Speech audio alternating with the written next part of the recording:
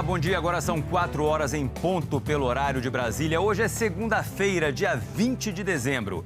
Paquera perigosa em São Paulo. Homens usam aplicativos de namoro e acabam sequestrados por bandidos que se fingiam de mulheres. Em Minas Gerais, as vítimas são as mulheres. Camila Falabella. Uma mulher de 19 anos foi estuprada depois de sair com um homem que ela conheceu no aplicativo de relacionamento. A polícia ainda busca o suspeito. Agora é obrigatório. O estado do Ceará começa hoje a cobrar o comprovante de vacinação. Isaac Macedo. A exigência vale para todos os órgãos públicos do estado, viu? E esse comprovante de vacinação tem que ser apresentado tanto pelos servidores como também pelos colaboradores e visitantes. E na previsão do tempo, a semana começa com 2 destaques. Um é sobre o calor e outro é sobre chuva. Jaqueline Brasil. É isso mesmo, César, era isso. Apesar do vento frio de agora cedo aqui em São Paulo, a temperatura volta a subir. Em todas as regiões, o tempo vai ficar abafado. E tem alerta para temporais, especialmente para o centro-norte do país. E o Brasil conquista bronze no Mundial de Natação. Renato Curi. Fernando Scheffer, Murilo Sartori, Kaique Alves e Breno Correia garantiram a primeira medalha do Brasil no torneio. Foi no revezamento 4x200 e hoje tem a final dos 50 metros borboleta. A semana está começando, a segunda-feira já começou e você vai saber tudo o que precisa aqui. O Hora 1 está no ar.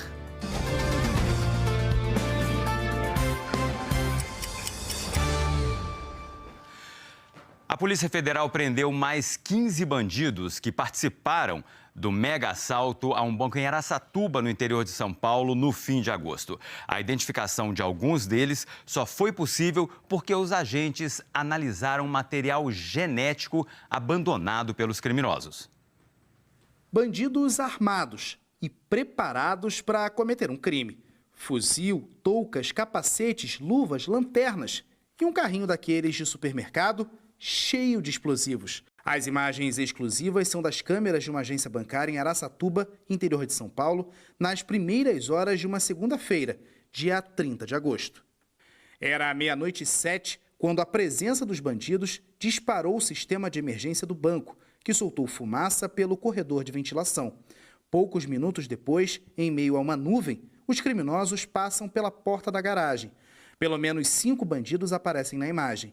Num corredor, um deles carrega um cilindro de gás e outro o carrinho com explosivos. Um criminoso entra numa sala e destrói um servidor do sistema de computação.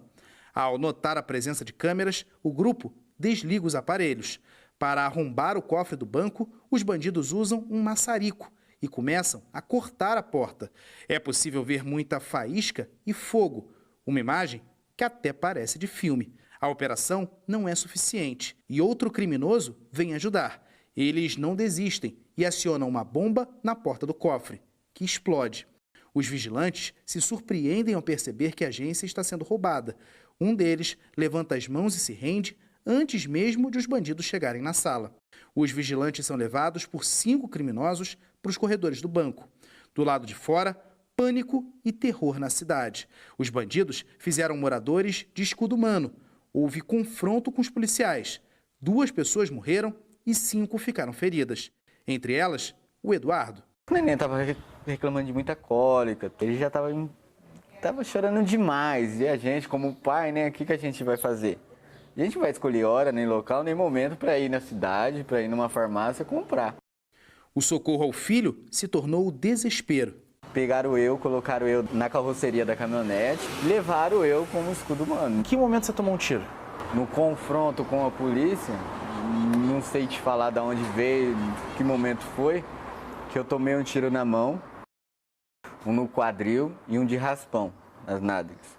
Que foi na hora que eu caí, não tinha mais força para segurar, ralei a cabeça aqui assim, tudo ralado, ombro e quebrei o dedo. De lá para cá, a vida da família mudou. O aluguel da casa onde eles moram está atrasado.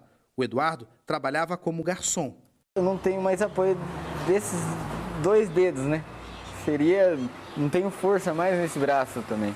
Esta semana, a Polícia Federal prendeu 15 bandidos envolvidos na ação. De um dos bancos, eles levaram dinheiro, de outro, joias. Nós estamos investigando aqui uma facção criminosa que tem a estrutura de uma organização criminosa com divisão de tarefas, uma estrutura hierarquizada. Segundo as investigações, muitos bandidos vieram de cidades maiores, como São Paulo e Campinas. Ao todo, 32 pessoas já foram presas. Nós já podemos dizer que hoje nós já temos indivíduos presos em todos esses níveis da quadrilha responsável por aquele ato. Os crimes ocorreram em 2 agências bancárias aqui nessa praça, que é a principal de Araçatuba. Para conseguir identificar os bandidos, os policiais reuniram vestígios deixados por eles, como impressões digitais, marcas de sangue, saliva e até mesmo suor. Tudo foi levado para um laboratório em Brasília. Não existe crime perfeito, então sempre fica alguma coisa, e a capacidade técnica das polícias hoje, em especial da área de perícia da Polícia Federal, permite que a gente localize, identifique e depois localize o criminoso. Digitais em retrovisores de carros abandonados pelos bandidos são alguns dos vestígios analisados. Os kits que são utilizados, eles analisam várias regiões do DNA do indivíduo, ou do vestígio obtido do local de crime. Então, a análise dessa grande quantidade de regiões do DNA, ela permite chegar a um nível de precisão da ordem de octilhões. Foi assim, com essa análise genética, que a polícia descobriu o envolvimento de Ademir Luiz Rondon no crime. O material encontrado em luvas deixadas em um dos carros usados na ação foi comparado com amostras do Banco Nacional de Perfis Genéticos. O resultado deu que era de Ademir. O criminoso está preso desde outubro pelo ataque a um carro forte na região de São Carlos, em abril desse ano. Agora tem uma nova prisão decretada pelos roubos em Araçatuba. Até 93, Ademir atuou como militar do Exército. Ele tinha uma participação estratégica? Exatamente. Recai suspeitas e muitos indícios de que ele foi responsável pela montagem dos explosivos. Em nota, o Exército disse que não consta no seu sistema eletrônico o motivo do licenciamento de Ademir Rondon, se ele foi expulso ou reformado, e que para obter essa informação seria necessário mais tempo para uma pesquisa manual nos arquivos. O Eduardo quer recomeçar, fazer fisioterapia para recuperar a força do braço e poder voltar a conquistar os sonhos sem depender de ninguém.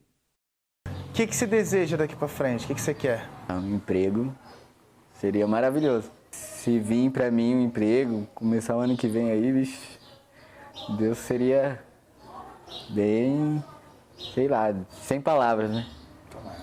O ministro Dias Toffoli do Supremo Tribunal Federal negou neste domingo um novo pedido de habeas corpus feito pela defesa de Mauro Hoffman, um dos sócios da Boate Kiss.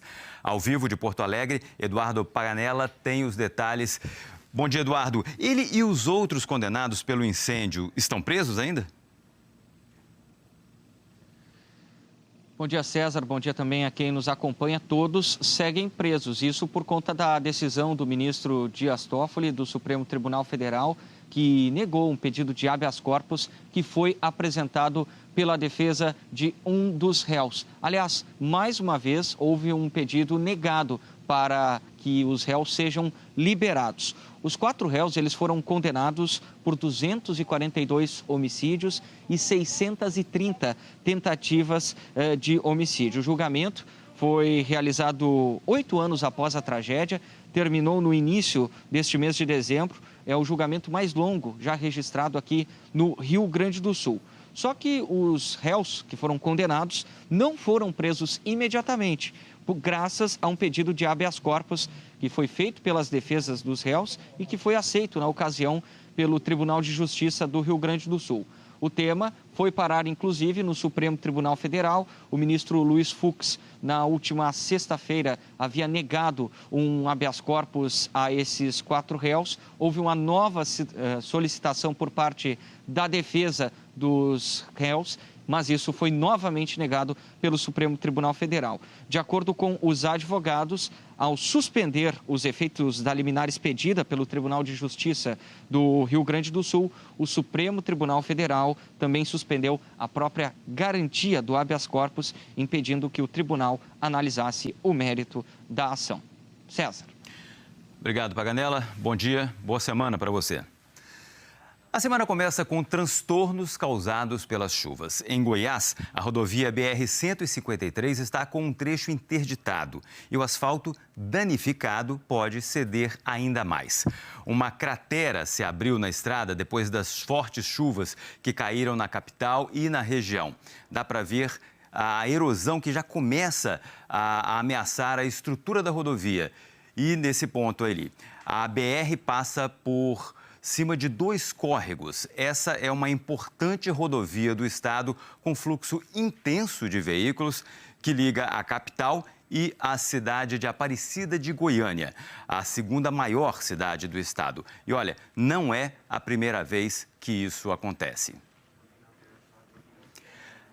Atenção e paciência ao motorista que for passar pela BR-153. Isso vai ser necessário agora pelos próximos dias. O trânsito vai se concentrar em apenas uma pista. Outras 2 faixas foram interditadas. Perigo na hora da paquera. Bandidos se passam por mulheres e assaltam ou sequestram homens que utilizam aplicativos de namoro. Em São Paulo, esses crimes têm se repetido todos os dias. À noite, numa rua deserta, um carro estaciona. Criminosos descem e ameaçam um homem na calçada. Ele estava pronto para um encontro e segurava uma garrafa de vinho.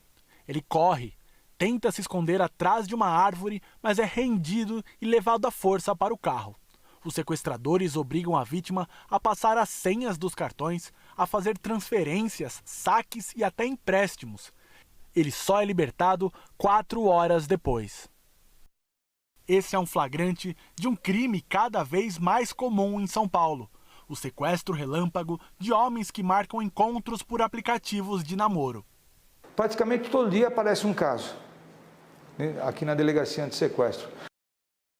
Os criminosos criam um perfil falso num aplicativo de paquera com fotos de mulheres que não sabem de nada e nem imaginam que a imagem delas é utilizada para atrair vítimas. Dezenas de homens se interessam e puxam papo.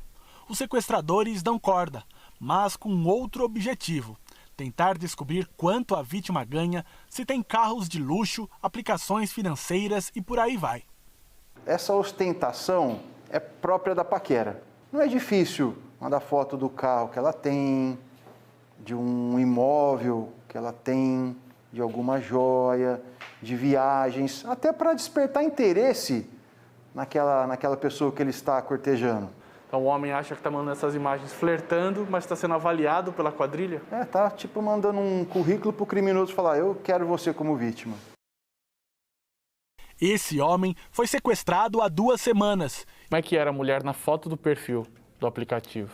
Era uma mulher jovem, uma faixa de uns 24, 25 anos, cabelos compridos. Era bonita? Era bonita. O senhor conversou bastante tempo? Conversei. Quanto tempo? Foram 2 conversas de uns 5 minutos, cara. Não foi muito, não. Ela falou que queria sair. Aí eu propus fazer uma chamada de vídeo antes. Na chamada de vídeo apareceu com uma toalha no cabelo. E não olhava diretamente assim para a câmera, não, sabe assim. E aí eu deveria ter desconfiado, entendeu? Eu cheguei e ela não apareceu. Aí passou um pouco, coisa de 1 minuto. Talvez menos. Já chegaram os caras.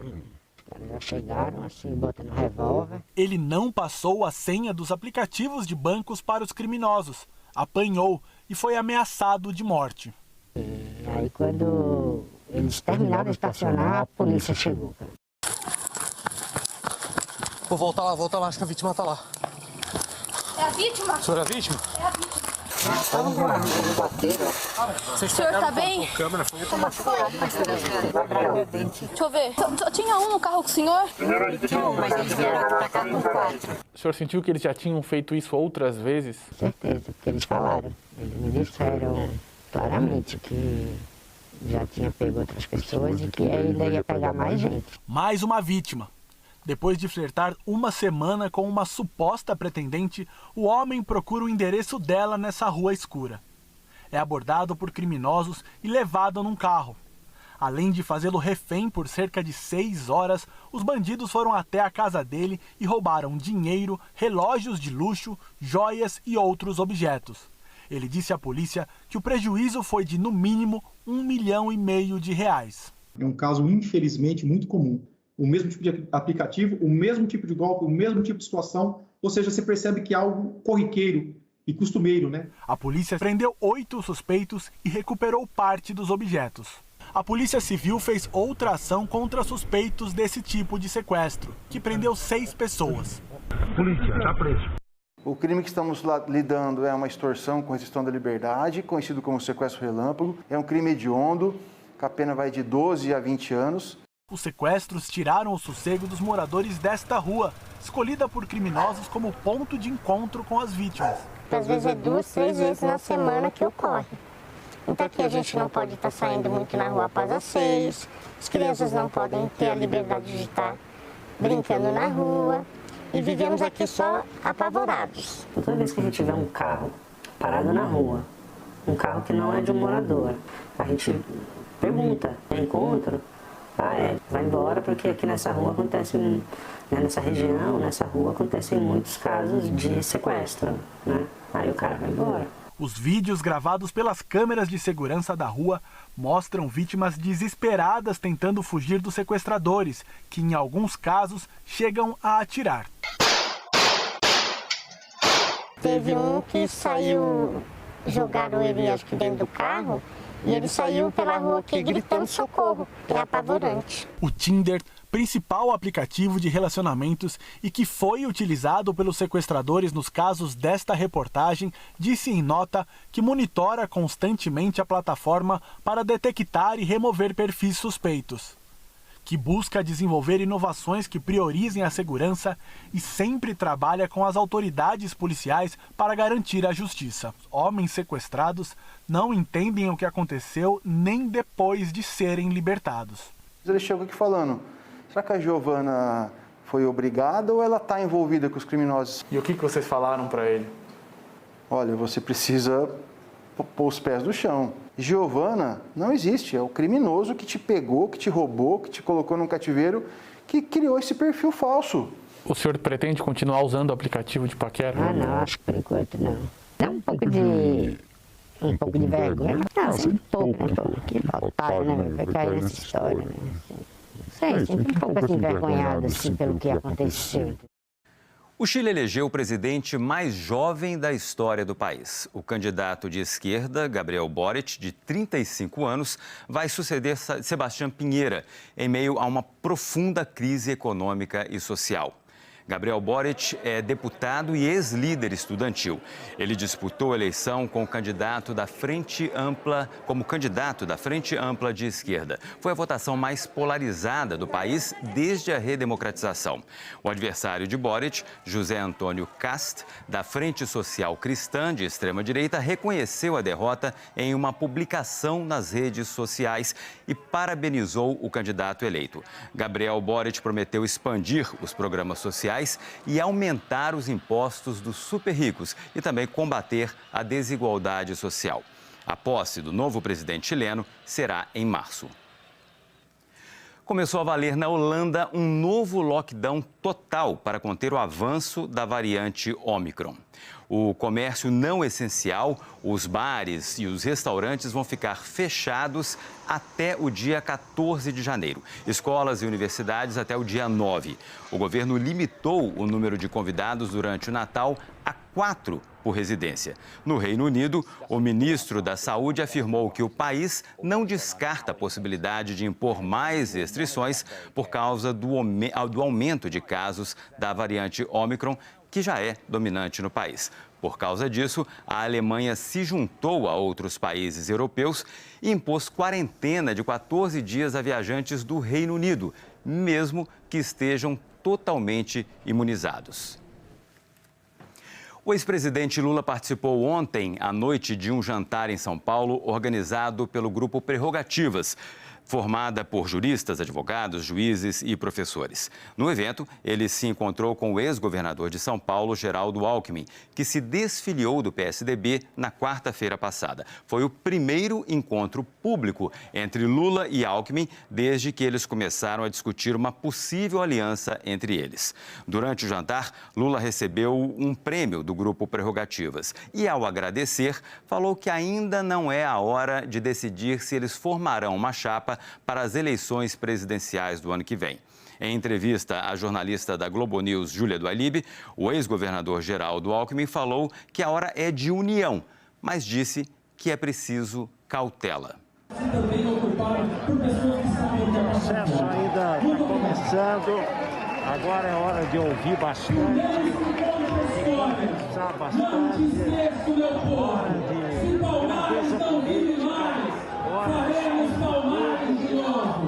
união. Vamos aguardar. O Alckmin deixou o PSDB, ele ainda não tem partido filiado, ele vai se filiar a um partido político, eu não sei qual é o partido que ele vai se filiar, e quem vai dizer se a gente pode se juntar ou não é o meu partido e o partido dele. Então nós temos que ter paciência, nada acontece para o vice antes de acontecer para o presidente. Então primeiro nós temos que definir quem vai ser a presidenta, quando vai ser, para a gente discutir quem vai ser vice. No discurso, Lula disse que ainda não definiu se será candidato. Outros partidos já anunciaram nomes, mas ainda não oficializaram as pré-candidaturas. O Avante, com André Janones, o PL, com Jair Bolsonaro, o União Brasil, com Luiz Henrique Mandetta, o PSDB, com Rodrigo Pacheco e o Podemos, com Sérgio Moro. Outros partidos já oficializaram as pré-candidaturas. O Cidadania, com Alessandro Vieira, o PDT, com Ciro Gomes, o PSDB, com João Dória, o Novo, com Luiz Felipe Dávila e o MDB, com Simone Tebet. Depois de 3 meses, a China retirou o embargo à carne brasileira. Nós temos acompanhado de perto essa história aqui mesmo no Hora 1. Para os produtores, a notícia trouxe um grande alívio, mas o aumento na demanda pode elevar ainda mais os preços para os consumidores. Quem trabalha com a venda de carne tem visto a escolha do cliente mudar junto com o valor do produto. Esse aumento que está tendo na carne nos últimos 2, 3 anos, assim, vamos dizer, está migrando alguns consumidores, até mesmo para carne de segunda, né? Ou mesmo como carne suína, ou mesmo o frango. O anúncio de que a China voltou a comprar a carne brasileira provoca mudanças para as vendas internas e externas do produto. Foram mais de 3 meses de exportações suspensas após o registro de 2 casos atípicos do mal da vaca louca. Durante este período, produtores nacionais deixaram de enviar mais de 170 mil toneladas para o país asiático, que é o maior importador da carne brasileira. A China é disparado o nosso principal mercado, então essa volta é muito positiva. Nos últimos anos, a China cresceu muito a sua importação de carne bovina, o consumo interno, com a urbanização da população, o aumento da renda.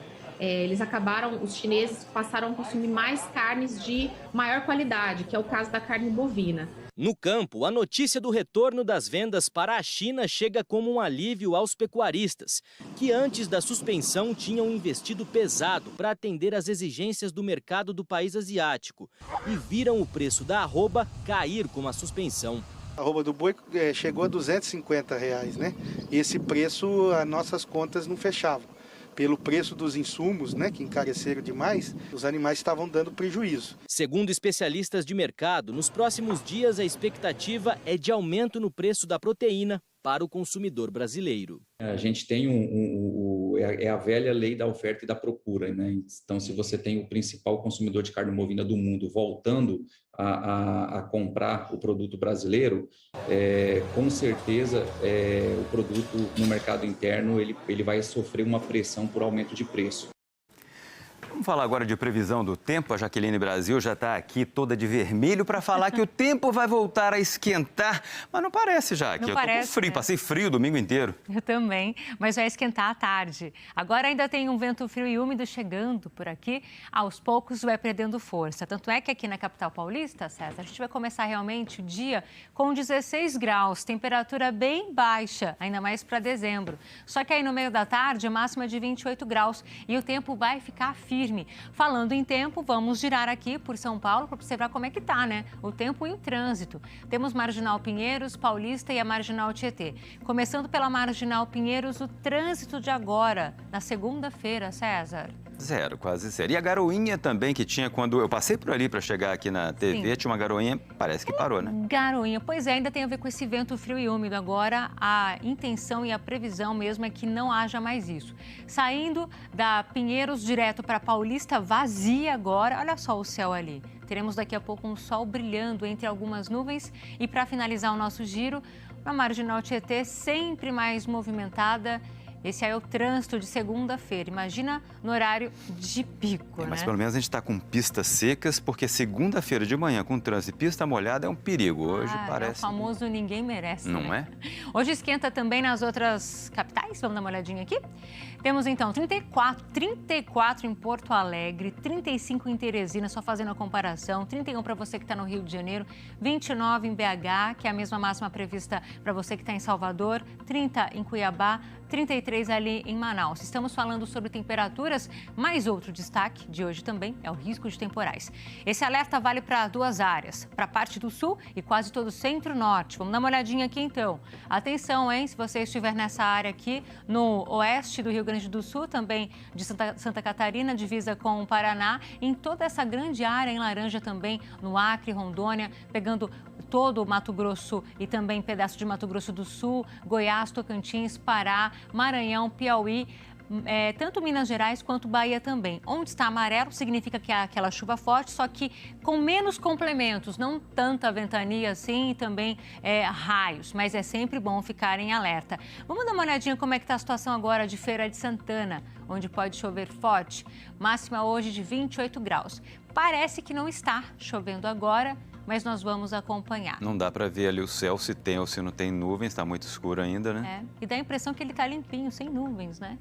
Já que estamos no Nordeste, então vamos girar pelo Nordeste, temos mais câmeras, direto para as nossas três aqui. Temos então Recife, Aracaju e Salvador, onde está chovendo. Mas vamos aqui pela ordem, começando por Recife. Belo amanhecer no Recife, máxima hoje passando dos 30 graus e agora fazendo já 27.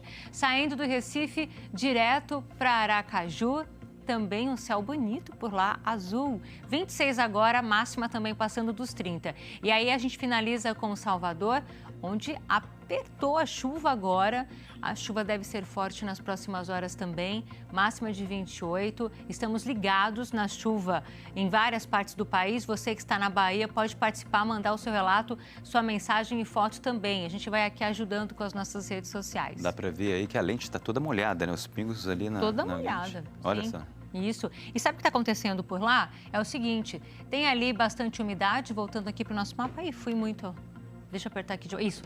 Tem as áreas de instabilidade. Essa frente fria aqui, gente, que começou o caminho no sul, passou pelo sudeste, está na altura da Bahia, está em alto mar. Qual que é a função dela? Puxar toda a umidade que vem do norte do país. Então, é como se fosse um aspirador. E é nesse corredor aqui que está bem mais para o centro-norte do país, onde surgem as nuvens de temporal. A gente está de olho, estamos acompanhando. Daqui a pouco mais detalhes e imagens aí da sua região. Obrigado, Jaque. O mercado de produtos e serviços para animais tem crescido muito nos últimos anos e a chegada do Natal está deixando muito dono de pet shop animado com o aumento nas vendas. Tem até ceia especial para os bichinhos de estimação. Um dos setores que mais cresceram desde o início da pandemia foi o mercado pet. Joselaine é da área da confeitaria e neste Natal apostou em produtos como bolos, brownies e até panetones. Mas nada é pra gente não, é tudo pra cachorro. A procura tá bem grande, tanto que eu não tenho tantas vagas assim, entendeu? De ceia. O que eu faço é específico pro Natal mesmo, né?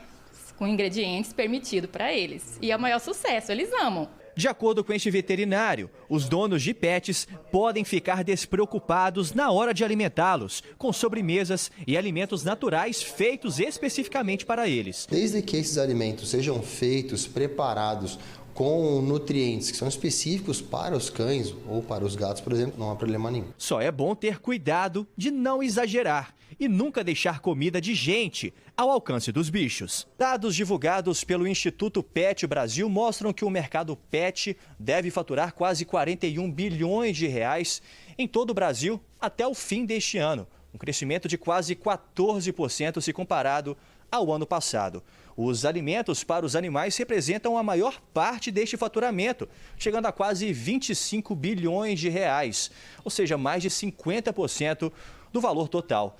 E como as lojas já estão em clima natalino, isso pode influenciar bastante as vendas até o fim do ano. O Brasil hoje é o segundo maior mercado para pets do mundo, com as pet shops em clima de Natal. As novidades são os acessórios para cães e gatos, como gorros, laços e roupinhas de Papai Noel. Todos os anos a gente busca trazer alguma coisa de novidade, mas se intensificou agora mais nesses últimos 2 anos, querendo ou não, as pessoas mais em casa também ficam tentando achar alguma forma de incluir mais o pet no dia a dia, né? Seja no Natal, no Ano Novo, preparando já para essas festas de fim de ano. Vamos falar de esporte agora, porque tem medalha na natação. É isso mesmo, Renato Curi? É isso, César. Tá rolando o Mundial de Piscina Curta lá em Abu Dhabi e o Brasil conquistou a medalha de bronze na prova do revezamento 4x200.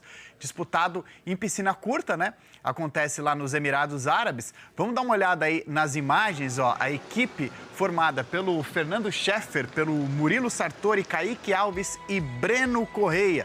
Foi a equipe que garantiu a primeira medalha do Brasil nessa edição, aos brasileiros ali no pódio, com o mascotinho que eles ganharam, com a medalha de bronze no peito. O ouro ficou com os Estados Unidos e a prata com a Rússia. O time brasileiro que ficou com o bronze fez o tempo de 6 minutos e 49 segundos. Hoje tem mais expectativa de medalha para o Brasil, porque Nicolas Santos vai disputar a final nos 50 metros borboleta. Boa sorte para o Nicolas Santos. Boa sorte para o Nicolas. Dá uma chegadinha para cá. Vamos lá? Me ajuda aqui, vamos dar uma olhada no que os nossos amigos telespectadores estão mandando já? Bom, vamos começar lá pelo Paulo. Golpistas existem em todos os lugares. Nós temos que nos proteger. Paulo, aqui de São Paulo, tá certíssimo, Paulo, é verdade. É isso mesmo. Não é Infelizmente, né? Não é uma questão de preconceito contra a rede social, contra aplicativo de namoro, mas a gente tem que saber que do outro lado pode não estar o que a gente imagina que está. Então, tem que ter aqueles cuidados de, se for marcar um encontro, principalmente para as mulheres, marca num lugar público, assim, não acredita em tudo. Tem que ter um certo cuidado. E o Paulo, outro Paulo, mais um Paulo. Bom dia, hora 1, Recife sem chuvas, ligados em vocês. Somos a Veneza brasileira, o Paulo disse, lá de Recife. Recife é linda, sem chuva então. Melhor ainda. E o Kleber já mandou pra gente uma imagem maravilhosa.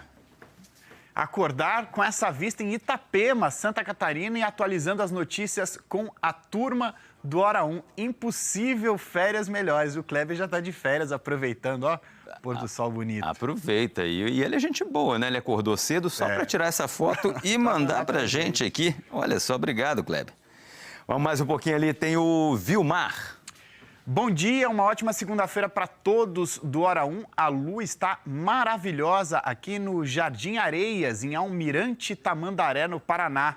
É verdade, tá bonita mesmo. Eu vi essa lua na hora que eu estava chegando para trabalhar. Ele tá vendo agora.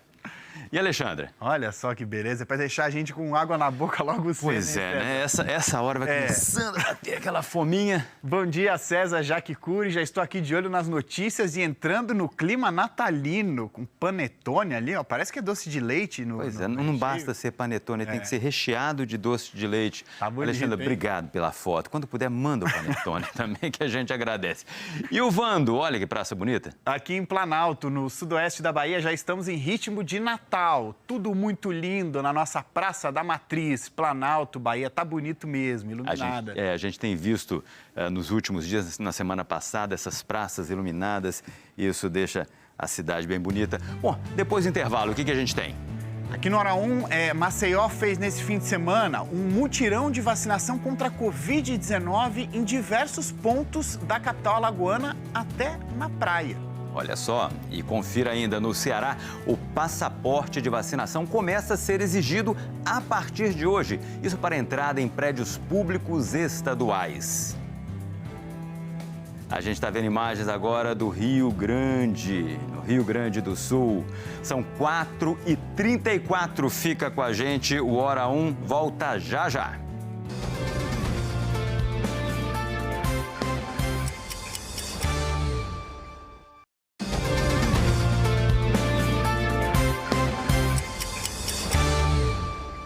Agora são 4h38. O Hora 1 está de volta para te contar que hoje, no Ceará, começa a ser cobrado comprovante de vacina contra a Covid-19 para quem quiser entrar em prédios públicos do estado. O repórter Isaac Macedo tem os detalhes ao vivo. Bom dia, Isaac. Oi, César. Bom dia para você, bom dia para todo mundo que está acompanhando o Hora 1. Pois essa determinação já estava prevista há 10 dias, tá? E foi publicada, então, no último decreto divulgado pelo governo do estado, então, na sexta-feira. Como você disse, já está valendo. A partir de agora, para entrar nesses órgãos que você falou, as pessoas vão ter que apresentar um comprovante de vacinação com pelo menos as 2 doses da vacina contra a Covid-19. Isso vale para quem é servidor, para quem é colaborador e também para quem é visitante. Agora tem um ponto específico, tá? Os órgãos ligados à saúde, educação e serviço social, esses órgãos vão ter protocolos diferentes que ainda vão ser definidos pela Secretaria da Saúde do Governo do Estado.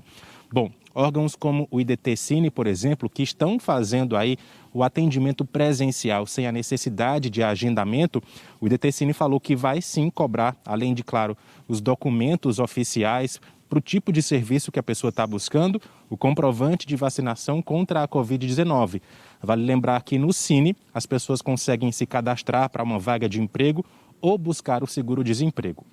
Agora, daqui de Fortaleza, eu gostaria de ir para uma outra capital nordestina, César, onde o domingo é sinônimo de praia. Por exemplo, a gente vai agora para Maceió, que fica no estado do Alagoas, porque por lá as pessoas trocaram a praia pela vacinação. Isso aconteceu porque a prefeitura realizou um mutirão de vacina contra a Covid-19. E é o que a gente vai conferir agora na reportagem. Para muita gente, o dia ensolarado estava perfeito para um mergulho no mar ou até para uma caminhada pela orla de Maceió. Mas o dia de folga também foi a oportunidade para receber a vacina contra a Covid. Para aumentar a cobertura vacinal, 24 locais de imunização foram distribuídos em Maceió. Entre os pontos de vacinação, 18 são unidades de saúde. Além do terminal rodoviário, a central de atendimento ao turista e 4 pontos fixos. No final de ano a gente vai estar aí se reunindo com a família, a gente vai estar próximo, né? Vai ter uma certa aglomeração. Então, por conta disso, a gente antecipou nesse domingo para estar fazendo essa vacinação. O transporte público facilitou a ida aos locais de vacinação e a volta para casa de quem foi se vacinar através da gratuidade na passagem. Essa iniciativa é um reforço importante para o avanço da vacinação aqui em Maceió, que tem mais de 85% da população adulta totalmente imunizada e 73% dos adolescentes com ao menos uma dose. Maceió já aplicou mais de 1,5 milhão de doses. O Ricardo correu para essa unidade de saúde para receber a dose de reforço antes de viajar. Eu espero que com essa vacina, cada dia vai diminuindo mais essa pandemia, para recuperar a economia e a gente seguir livre, né?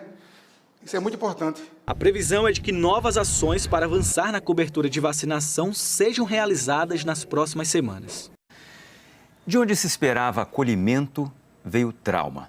A experiência de uma influenciadora digital com o médico Renato Calil provocou indignação e levantou uma onda de denúncias sobre xingamentos, humilhações e abuso sexual. Veja na reportagem de Flávia Sintra e Beatriz Decunto. Vamos. Vamos, Chantal, empurra. Vai, você tá meditando. Vamos. Ai, meu Deus, tá saindo. Ai. A viadinha, ela não faz essa força final. Trechos como estes do vídeo do parto da influenciadora Chantal Verdelho vazaram esta semana na internet. A postura do obstetra Renato Calil chama a atenção. Amor, concentra. O que você viu? A cabeça. Não sobe, porra!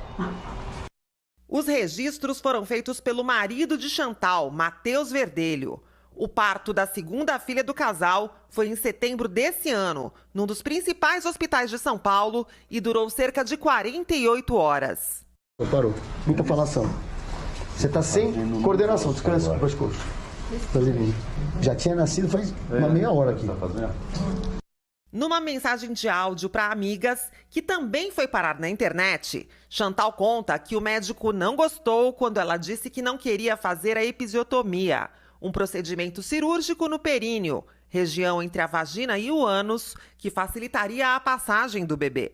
É muito palavrão e xingamento o tempo inteiro. E ele ficou com birra que eu não quis episiotomia, e ele faz com todas as pacientes, né? Ele chamou meu marido, falou assim, olha aqui, ó, toda arrebentada, vou ter que dar um monte de ponto aqui. Ele não tinha que mostrar isso pro Matheus, isso é uma intimidade minha. Fora isso, tiveram várias coisas. Descobri que ele falou da minha vagina para outras pessoas, tipo assim, ela ficou arregaçada, se não tiver episiotomia, você vai ficar igual.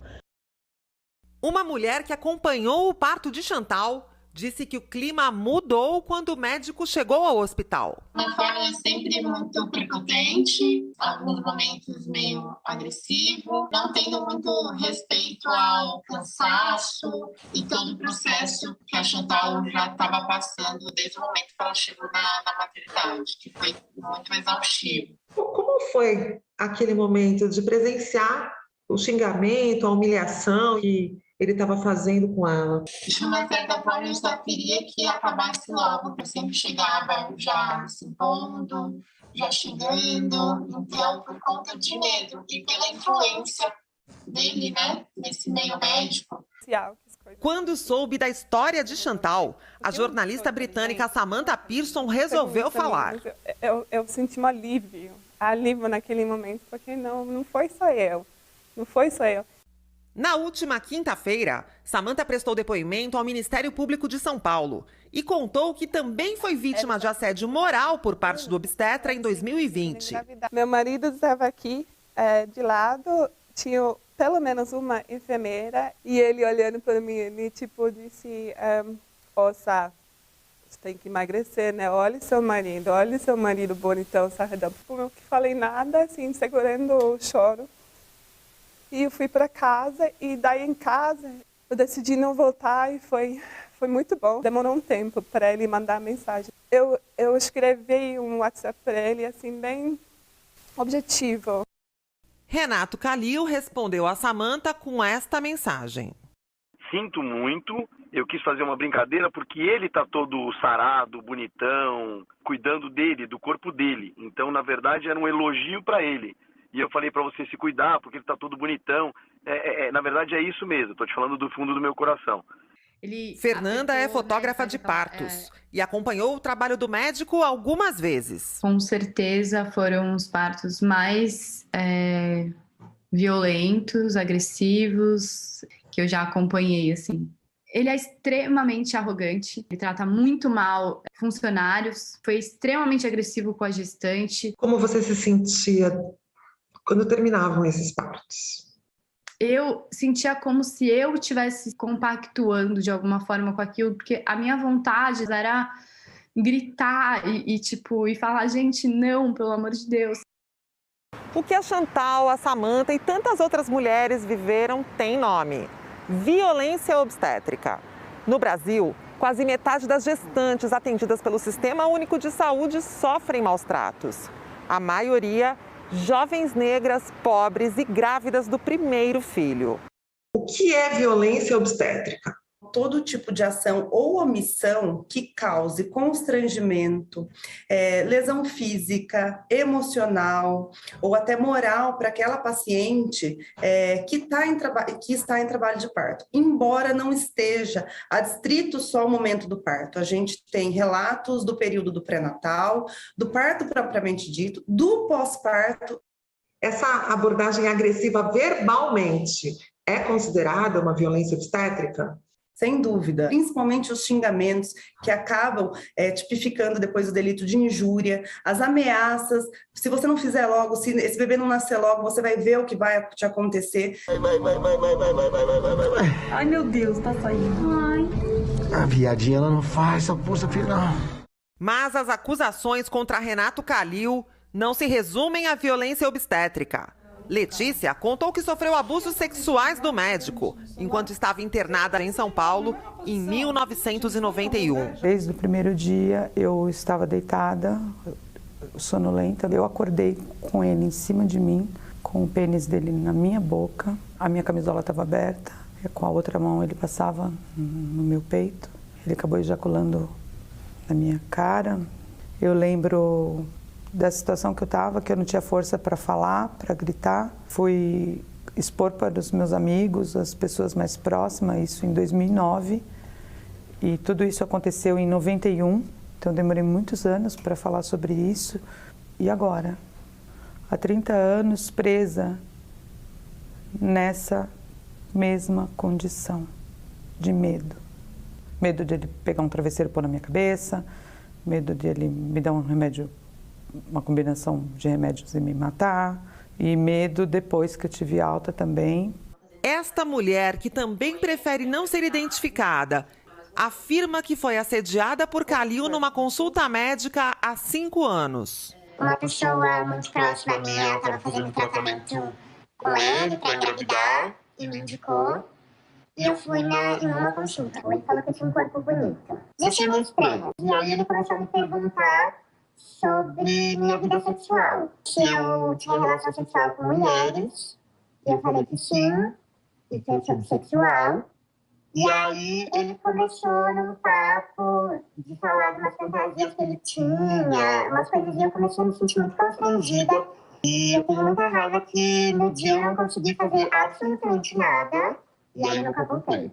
Outra mulher acusa o médico de gordofobia e quebra de sigilo ao comentar sobre situações íntimas de outras pacientes. Ele fez comentários comigo sobre assim, essa aí nunca vai engravidar porque tá gorda. Todas as consultas, ele fala de outras pacientes, ele cita nomes, ele cita inclusive pessoas famosas. Assim, eu sei de histórias de artistas, blogueiras. Ele é muito antiético. Uma ex-funcionária do médico contou por telefone que sofreu abusos dentro da casa dele. O que é que ele pedia, por exemplo? Pedia para você tocar nele? Isso.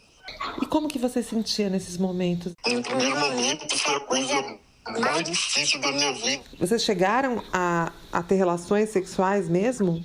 Sim. Se você pudesse me descrever quem é o Renato Calil. Ele é doente.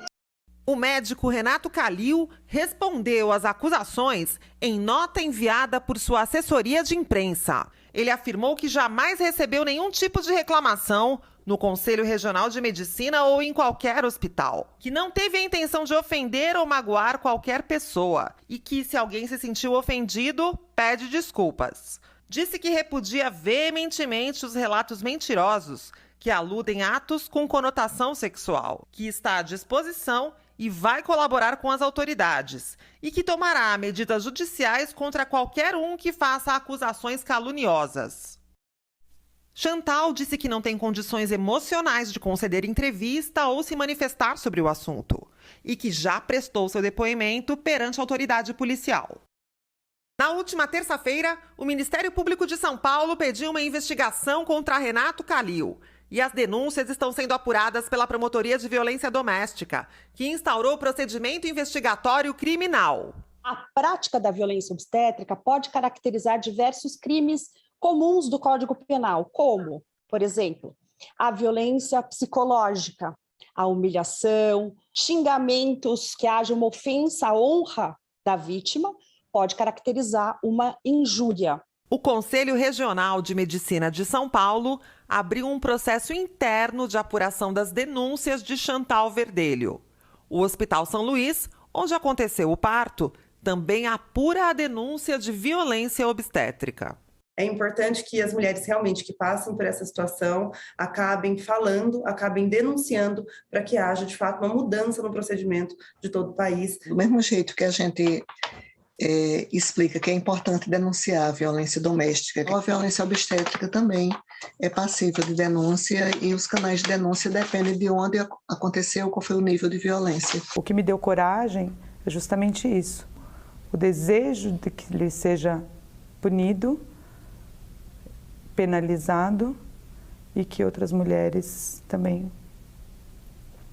possam relatar o que sofreram com ele.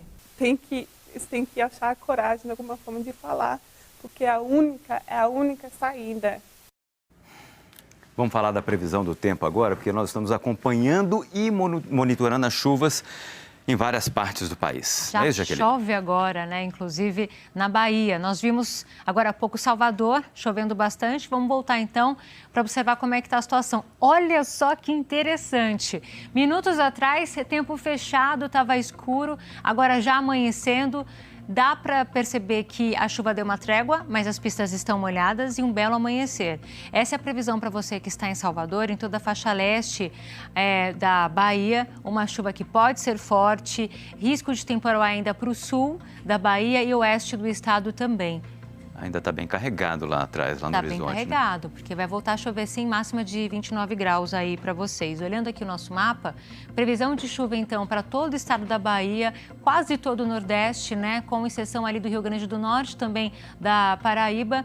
Quem está no Centro-Oeste também a mesma condição, pancadas fortes, principalmente na área em verde escuro, tá, gente? Então, Bahia ali divisa com Minas Gerais, pegando parte do Espírito Santo, Centro-Norte de Goiás, Tocantins, Pará, Mato Grosso, também ali o norte de Mato Grosso do Sul, além de Rondônia, Acre e Amazonas. Como tem a circulação de umidade e hoje vai ficar com um dia de tempo abafado, então o resultado é aquela chuva forte mesmo em alguns momentos do dia. Falamos daquele pedacinho de tempo firme lá em cima no Nordeste. Onde mais o tempo fica firme hoje? No Rio de Janeiro, especialmente você que está na cidade do Rio, aqui em São Paulo, Mato Grosso do Sul e quase todo o Sul. Atenção no oeste de Santa Catarina e no Rio Grande do Sul, porque pode chover forte e isso principalmente à tarde. Vamos girar por algumas capitais, começando pelo nosso giro do Sudeste. A gente tem Rio de Janeiro, Belo Horizonte e São Paulo. Começando pelo Rio de Janeiro. Hoje máxima de 31 graus. Você que está aí no Rio de Janeiro, olha só que belo dia hoje. Céu aberto. O tempo fica firme, viu? Vai esquentar bastante aí no meio da tarde. Saindo do Rio de Janeiro, indo para Belo Horizonte. Um dia bonito também, ainda com a iluminação de Natal. Adoro a iluminação de Natal. Você adora essa praça iluminada, né? Você sempre fala. Super bonita. Agora tá nublado lá, né? É porque pode chover. Não é uma chuva forte, não, mas ainda pode escapar aí ao longo do dia aquela chuva mais moderada. Máxima de 29 graus para vocês que estão em Belo Horizonte. Bom dia. E aí, finalizando o nosso giro do Sudeste, aqui em São Paulo, a gente tá vendo aí a Marginal Tietê. Olha só que interessante esse céu hoje aqui de São Paulo, né? Tá bonito, tem nuvem, mas está aberto, né? Pista seca, né? A gente já falou. Pois é, e hoje a gente pode garantir que essas nuvens aí são aquelas nuvens de enfeite, porque não tem previsão de chuva aqui para São Paulo. Ainda tem um vento frio agora cedinho, você que está se preparando para sair aí de casa, não esqueça do seu casaco, mas não precisa levar o guarda-chuva, só que aí tem a pegadinha, porque 16 graus agora e no meio da tarde máxima de 28, e tem aquele modo cebola. Em pleno fim de primavera. Aliás, daqui a pouco vamos falar sobre isso, hein? Que horas mais ou menos começa a esquentar mais? Olha, na hora do almoço, por volta de meio-dia, 1h, quando a temperatura já está ali atingindo o pico do dia, 27, 28, é quando esquenta mais mesmo. Aí você já começa a sentir aquela vontade de tirar o casaco e ficar só com os ombrinhos de fora. Então quem vai trabalhar de tarde pode ir tranquilo. Pode ir tranquilo, pode sim. Bom, eu sempre levo uma blusinha ali, porque eu sempre sinto um frio, dependendo do local que eu estou. Mas fica aí a dica para você. Saindo do Sudeste, indo direto para o Sul, temos imagens ao vivo de Uruguaiana, porque temos 2 destaques para Uruguaiana, hein? Primeiro, risco de temporal à tarde. Segundo destaque, sabe qual é a máxima prevista hoje para a Uruguaiana? Agora faz 25, máxima de 38 graus, quase 40 graus. Com todo esse calorão e o acúmulo de áreas de instabilidade, o resultado, a chuva forte à tarde. Então fique ligado você que está em Uruguaiana. Hoje o mapa de chuva mostra exatamente isso, então chuva no sul, mas principalmente no centro-norte, tá? Ainda quem está na Bahia e no norte de Minas Gerais e pegando parte do norte também. Como choveu muito nos últimos dias em algumas áreas, estamos falando muito sobre isso aqui no Hora 1, olha só, risco risco de deslizamento permanece para o leste da Bahia, Recôncavo Baiano, principalmente no sul do estado e também no Vale do Jequitinhonha. A gente continua monitorando e vamos contar tudo para vocês. Temos mais 2 conversas. Vou falar um pouquinho sobre a primavera que vai... sobre o verão que vai chegar amanhã, hein? A primavera que está indo embora. Está indo embora, tá dando então, tchau pra gente. Não vai embora, vem para cá, vamos dar uma olhadinha nas redes sociais. Tem mais mensagens aqui pra gente. Vamos lá. Vamos lá, vou começar com o Patrick, já tá até de máscara lá. Bom dia a todos do Hora 1. Já que aqui em Muriaé, Minas Gerais, na zona da Mata Mineira, tá chovendo muito. Um dia iluminado para todos nós. Ainda há risco de chuva para vocês aí. Não é aquele temporal dos últimos dias, mas tem essa previsão de chuva. Isso é praticamente uma consulta particular que o Patrick fez com a Jaque. E o Sebastião? Olha a lua, Sebastião. Olha só que lindo. Amanhecer na Zona Oeste, Campo Grande, Rio de Janeiro. Ligadinho no Hora 1. Que bom, continue ligado. E o céu limpinho, olha essa foto. É, tempo firme para vocês. Não só a foto do Sebastião, mas a foto do Océlio também. Do Rio também, né? Bom dia, Hora 1. Aqui no Engenho de Dentro, olha o dia chegando e a lua ainda resistindo em ficar. Ela tá a fim de trabalhar algumas horas extras aí, hein? Não é? E olha aquele céu aberto. Pois que lindo. O dia realmente vai ser lindo lá. Lindíssimo por aí. Obrigada, Océlio. Vamos ver aqui mais uma página. Agora o Ivan. Com o céu também. Família Hora 1, bom dia. Isso mesmo, mutirão de vacina aqui em Maceió e hoje amanhecendo assim aqui no bairro da Pescaria. Faz muito calor e vai ficar assim também. Ivan, achei muito legal aquela reportagem do mutirão, né? Indo para a praia para vacinar as pessoas na praia. É tão necessário que vale a pena isso. Exatamente. E muito mais, né? Achei ótimo, cada um fazendo a sua parte. Vamos lá, gente. Não precisou nem abandonar a praia, né? A vacina foi até a praia. Isso aí. O Almiro. Bom dia, Hora 1. Aqui em Salvador, tempo nublado. Abraço a todos vocês. A gente mostrou a chuva de agora há pouco, hein, Almiro? Atenção. Cuidado aí. E o Francisco? E comida, lá vem. Bom dia, César. Preparando uma tapioca com queijo coalho para tomar com café bem quentinho todos os dias às 3h30. Estamos acordados aguardando o Hora 1. Abraço a todos vocês. Gente, eu adoro tapioca. E eu adoro tapioca. Francisco, eu morei no Ceará há 3 anos. Eu comi tapioca de todo jeito, mas a minha preferida era essa com queijo coalho e um ovo em cima. Gente. Delicioso, Mas, delicioso. Não, e tem a tapioca, que é a verdadeira tapioca, com aquele coco ralado, com aquela manteiguinha de garrafa. Você aqui do Nordeste sabe disso, com aquele cafezinho. Tá dando fome. Já aqui depois do intervalo. Hoje é dia do quadro Fato ou Fake no Hora 1. A turma da checagem da Globo conta pra gente o que é verdade, o que é mentira na internet. E veja também, o Congresso Nacional tenta votar hoje o orçamento do ano que vem. A aprovação precisa ser feita antes do recesso, que começa essa semana. A gente está com imagem de Recife. Faz 27 graus agora. Agora são 5 horas em ponto. Não sai daí não. O Hora 1 volta já já.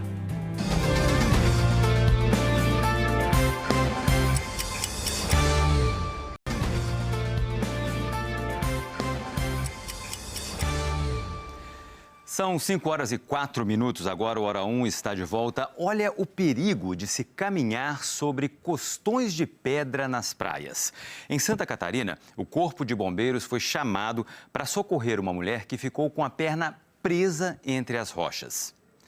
Ela estava caminhando no costão, escorregou e não conseguiu sair mais.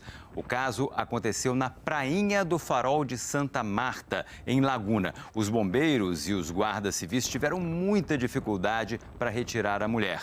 Depois do resgate, ela foi levada de helicóptero até o hospital e ela passa bem.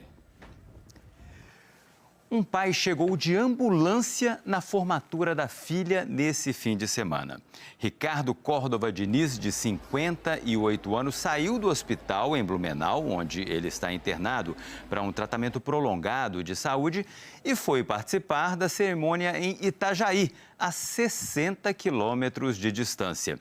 Ricardo foi acompanhado por médicos e enfermeiros. Depois da formatura, ele tirou fotos com a filha, que já tem uma bolsa de estudos nos Estados Unidos. Em Brasília, o Congresso deve votar hoje o orçamento para o ano que vem. O acerto feito entre as lideranças com a Comissão Mista de Orçamento foi votar o parecer final do relator nesta segunda. O relator é o deputado Hugo Leal, do PSD do Rio de Janeiro.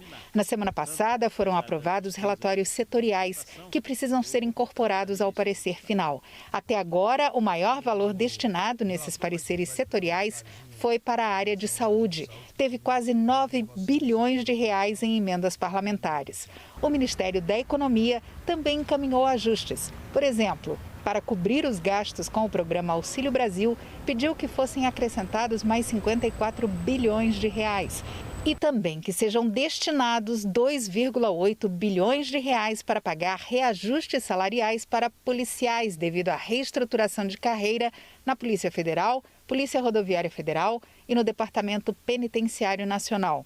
A decisão de deputados e senadores de derrubar o veto presidencial que reduzia o valor do fundo eleitoral também deve ser incluída no relatório final do orçamento. Sem o veto, o valor do chamado fundão aumentou para até 5,7 bilhões. É mais dinheiro público para financiar campanhas eleitorais.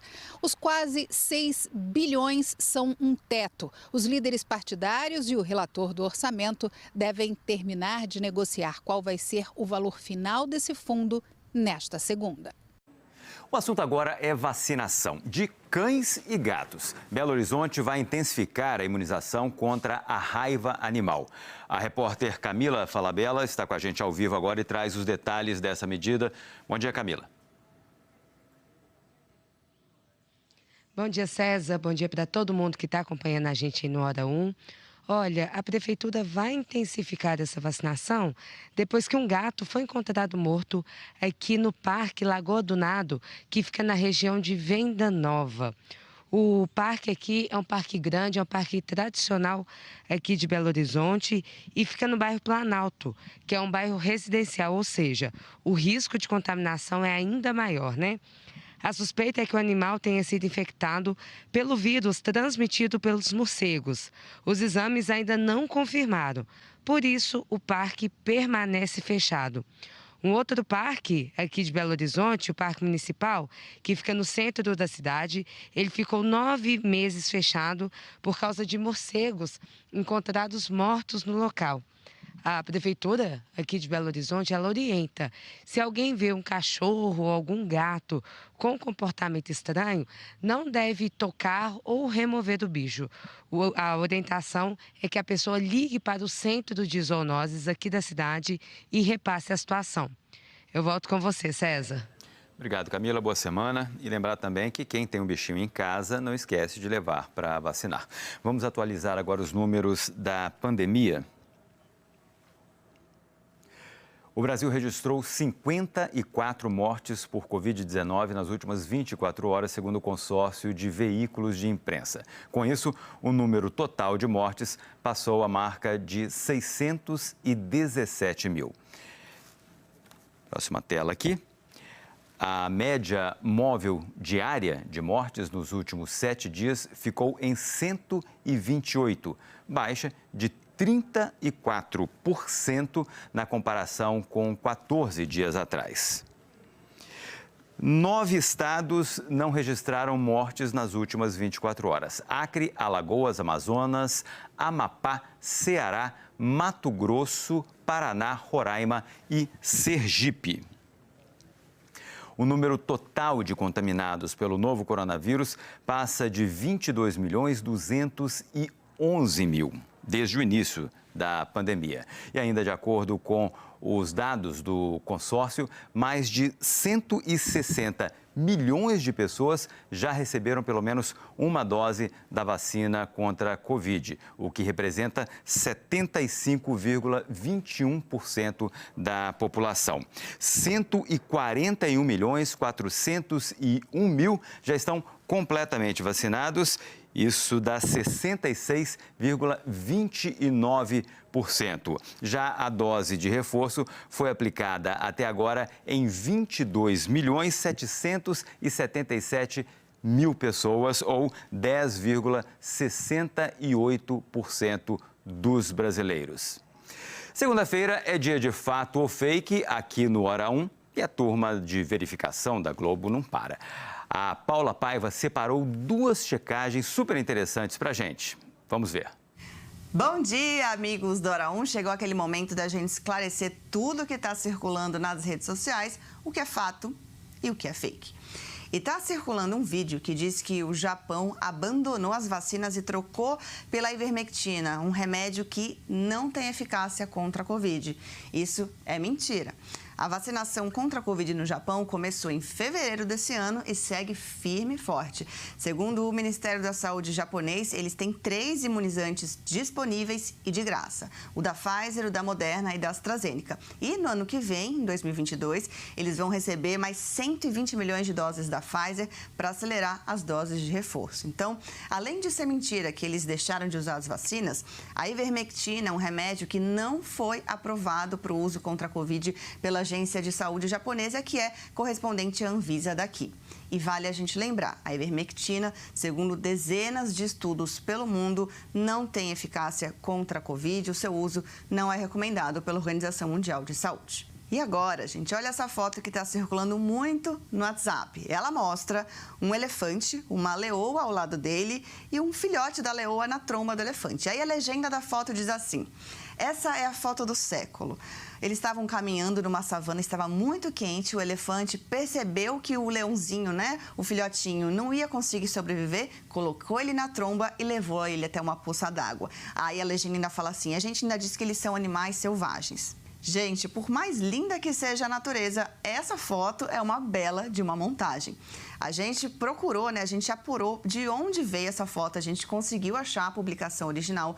Ela foi feita por um perfil em uma rede social de um zoológico da África do Sul no dia 1º de abril de 2018. 1º de abril, pegou? Isso mesmo, o dia da mentira foi uma pegadinha, eles mesmos assumiram isso depois.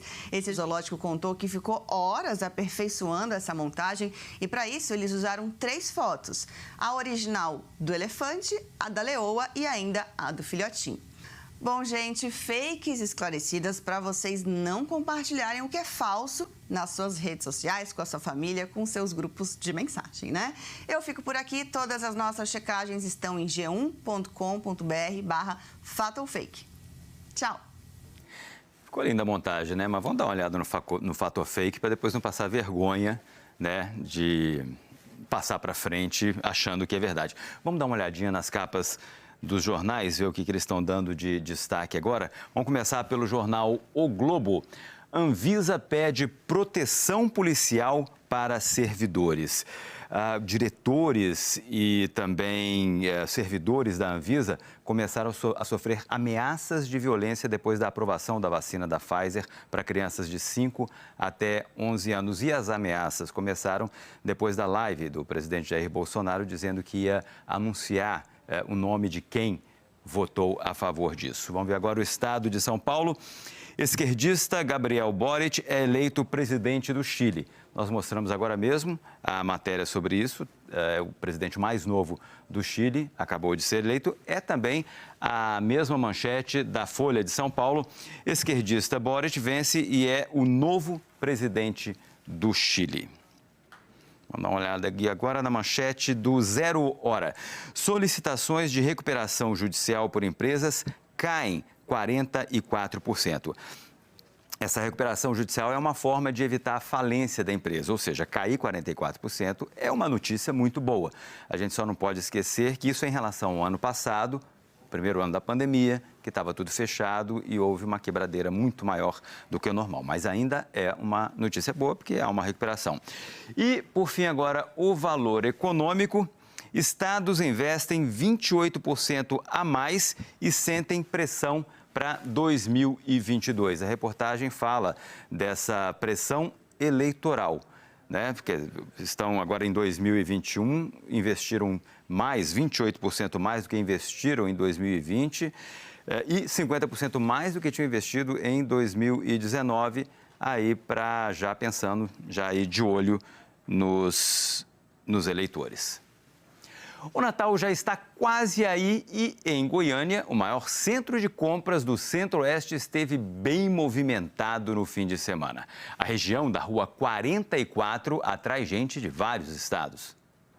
Das peças mais simples a um terno completo. Na região da 44 tem tudo na área da moda. O que a senhora vai levar? Calças. Tá precisando? Sim. E que quantidade vai levar? Ah, maior possível, né? Aonde caber no bolso.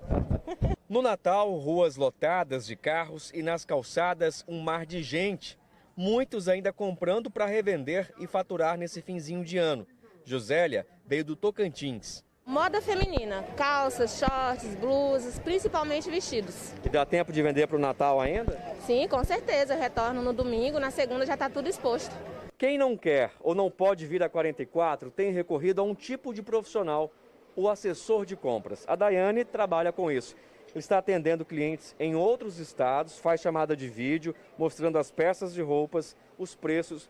E se a pessoa quiser, ela fecha negócio. Quem você está atendendo agora aí, Daiane? Estou atendendo a cliente Anne, do Acre, Rio Branco. Está mostrando que tipo de roupa aqui para ela? Vestidos. E, Anne, você vai fechar negócio em algum desses vestidos? Oi, vou sim, tô gostando das opções.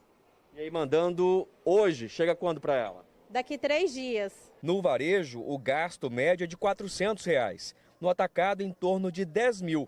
O comércio está otimista. Nós vamos crescer algo em torno de 12% a 15%. Isso é o sucesso da nossa roupa, mercadoria. Você vem aqui na região, com R$100 você compra um look completo. Na feira hippie, o clima é o mesmo. Os corredores cheios são a alegria dos vendedores. Ótimo, graças a Deus, tá valendo a pena. Vem pra cá, gente. Boas vendas. Vamos voltar a falar aí da previsão do tempo aqui com a Jaque, já que você já falou que hoje vai ser um dia quente em São Paulo, Sim. Em algumas outras cidades. Vai ser assim no Brasil inteiro? Em todo o país hoje, temperatura alta no meio da tarde, ou seja, tempo abafado, até mesmo em Curitiba. Hoje máxima de 28 graus e a mesma máxima prevista aqui para São Paulo. Você que está em Porto Alegre, 34, 31 no Rio de Janeiro, 26 em Brasília, 29 em Palmas, 35 ali em cima em Teresina, 29 em Salvador e lá em cima 36 em Boa Vista. 36. Muito calor. É quente. Olhando as nossas câmeras também, vou mostrar mais temperaturas e falar um pouco sobre o tempo. Você que está em Florianópolis, olha que bela imagem.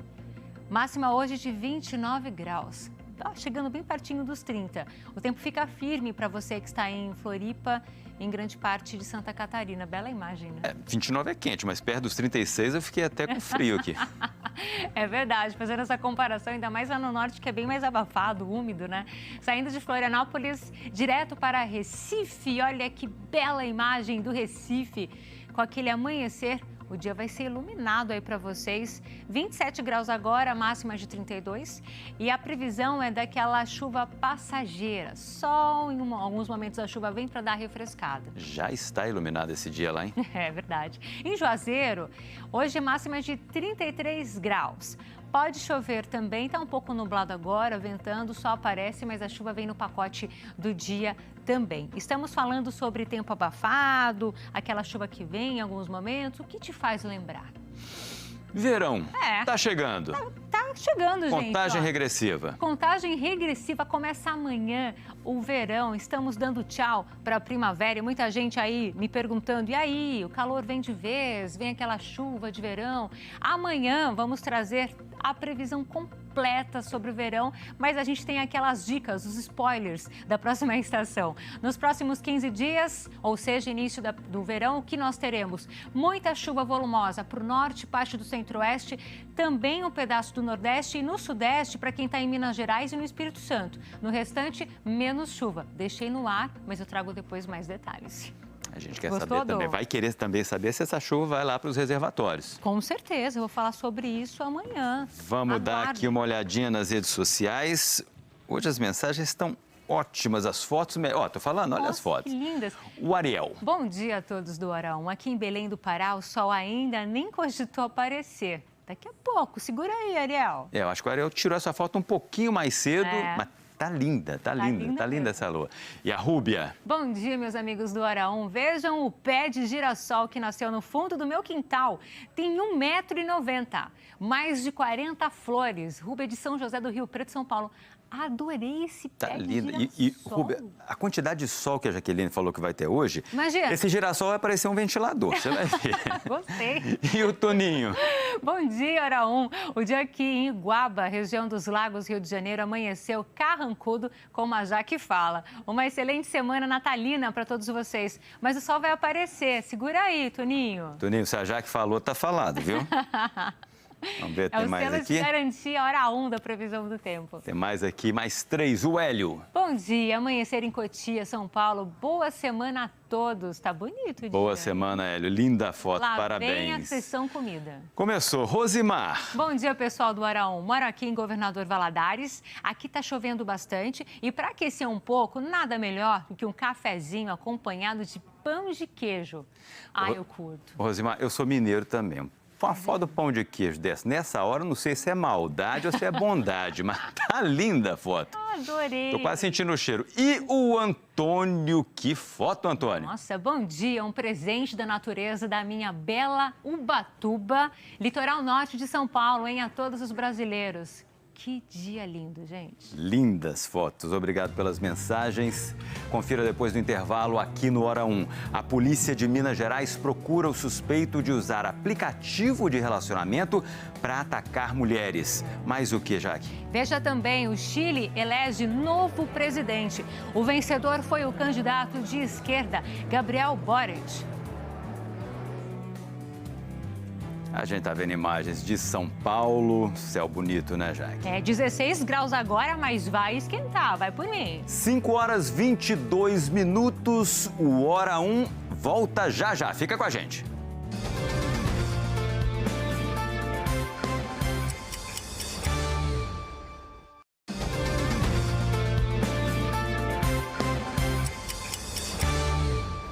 Agora são 5h25, o Hora 1 está de volta com um novo alerta sobre golpe em aplicativos de relacionamento.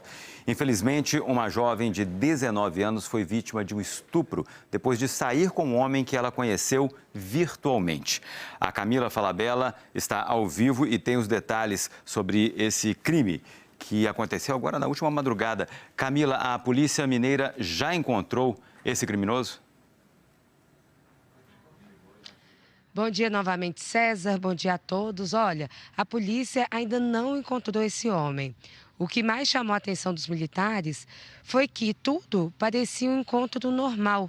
O suspeito foi até a casa da vítima, buscou, eles foram juntos para a festa, assistiram ao show inteiro, do início ao fim. Só que na saída, ainda no estacionamento, ele a estuprou. A polícia também acredita que ele tenha usado esse aplicativo de relacionamento já com essa intenção de cometer o crime. Vamos ver agora todos os detalhes na reportagem da Gabriele Lança. A mulher, de 19 anos, contou à polícia que conheceu o suspeito há uma semana em um aplicativo de relacionamento. O evento foi a primeira vez que eles se encontraram. De acordo com a polícia militar, o estupro aconteceu dentro do carro do suspeito, que estava estacionado dentro do espaço de eventos. Os dois saíram dentro do carro do homem e ele a abandonou aqui, na Avenida das Indústrias, bem em frente aonde era realizado o show. Um homem que estava passando na rua viu a jovem chorando muito, a socorreu e a levou até um batalhão da polícia.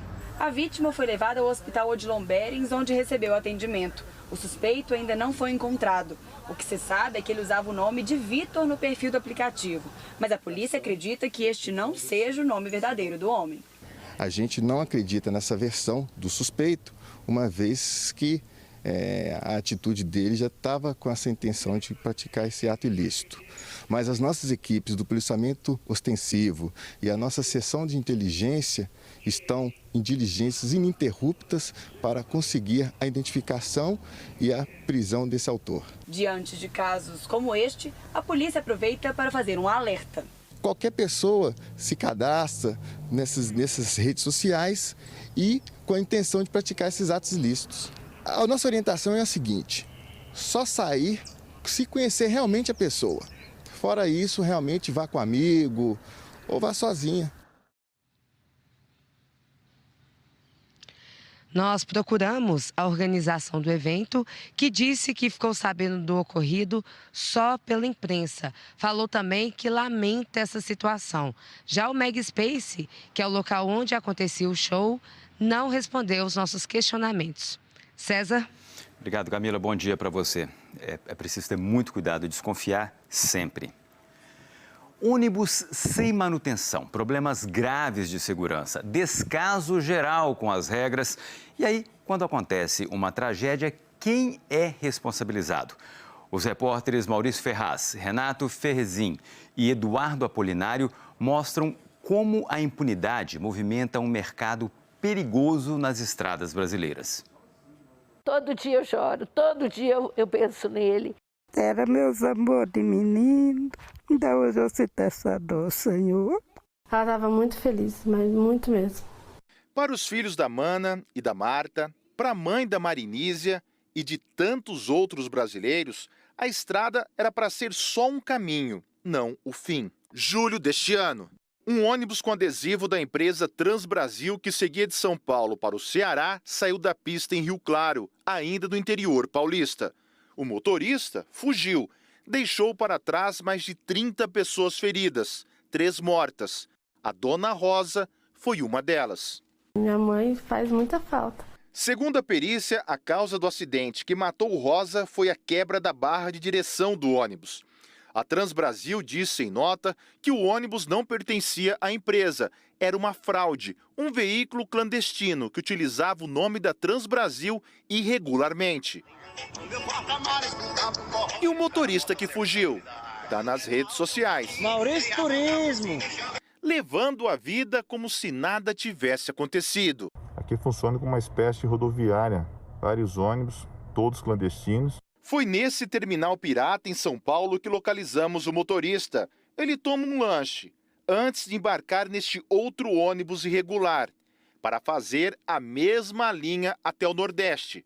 Falamos com ele por telefone sobre o acidente em Rio Claro. Você era o dono do ônibus, Maurício? Não, o ônibus é arrendado da empresa aí. Queria saber por que você fugiu do local do acidente. Interesse todo no advogado. Tchau, viu? O ônibus que se acidentou em Rio Claro, além de pirata, tem placa clonada, pertencente a outro ônibus que roda no estado de Mato Grosso. E pelo número do chassis, levantamos a informação de que o ônibus de Rio Claro esteve envolvido em outro acidente, 15 anos atrás, no Peru. Era janeiro de 2006. Um acidente em Arequipa, no sul do Peru, interrompeu a viagem de 42 estudantes brasileiros da Venezuela. 4 pessoas morreram. Eu falei com o motorista, cuida do meu filho que ele é precioso. E depois ele mandou dizer, desculpa. O Pedro, filho da Mana, tinha 20 anos e estava entre os mortos. Os estudantes estavam indo para o Fórum Social Mundial em Caracas. Eram da Universidade Federal de Minas Gerais e contrataram uma empresa que hoje não existe mais e que na época tinha oferecido menor preço e a viagem mais rápida, 5 dias. Daqui de Minas Gerais até o destino final, na Venezuela, o ônibus iria rodar mais de 9.000 quilômetros e 2 motoristas foram contratados para fazer um revezamento. Enquanto um dormia dentro do próprio ônibus, o outro seguia ao volante. O problema, segundo as vítimas, é que além de não descansar direito, os 2 nunca tinham feito esse caminho antes e não tinham ideia de como as estradas eram perigosas. Nenhum plano de viagem. Eles não sabiam falar espanhol, eles não conheciam ninguém, eles não conheciam lugar nenhum, eles nunca tiveram nenhuma orientação, nada. Porque faltou experiência na descida ali, né? Para poder descer uma cordilheira dos Andes. Eles seguiram sabendo que tinha um problema. Sabendo que estava sem freio. Eu realmente... Segundo a advogada que representa 9 vítimas, até hoje ninguém foi punido criminalmente por essa tragédia. A nossa percepção era que era muito difícil que aquele ônibus pudesse ser recuperado. A história se reproduz sem que os responsáveis tenham sido verdadeiramente punidos. Depois de ficar destruído no acidente, o ônibus voltou ao Brasil, foi reformado e vendido. Pintado de branco, ele recebeu peças de outros veículos. Até uma frente nova de um outro modelo ele ganhou. A polícia diz que vai começar uma nova investigação. Ele pode ser um Frankenstein, ele pode ser um ônibus montado a partir de peças de vários outros veículos, até pela natureza do transporte clandestino, pela ausência de fiscalização, pode ter ocorrido de, em casos de manutenção, buscar peças em locais não oficiais, os chamados ferros velhos. E isso pode ter implicado diretamente na segurança desse veículo. A Polícia do Paraná afirma que a falta de manutenção também foi uma das causas desse acidente que aconteceu em janeiro. Um ônibus saiu do Pará rumo a Santa Catarina. No Paraná, bateu numa mureta e tombou. 19 pessoas morreram. Em depoimento, o dono da empresa disse que era um terceirizado da Transbrasil. A Polícia Civil concluiu as investigações, indiciando os representantes legais da empresa por organização criminosa. A Transbrasil nega qualquer tipo de relação com esse caso. Segundo a NTT, a Agência Nacional de Transportes Terrestres, nos últimos 2 anos, 2.688 ônibus foram apreendidos, com várias irregularidades. Más condições, aqui, ó. Relação à situação, adaptação, alterando a característica do veículo.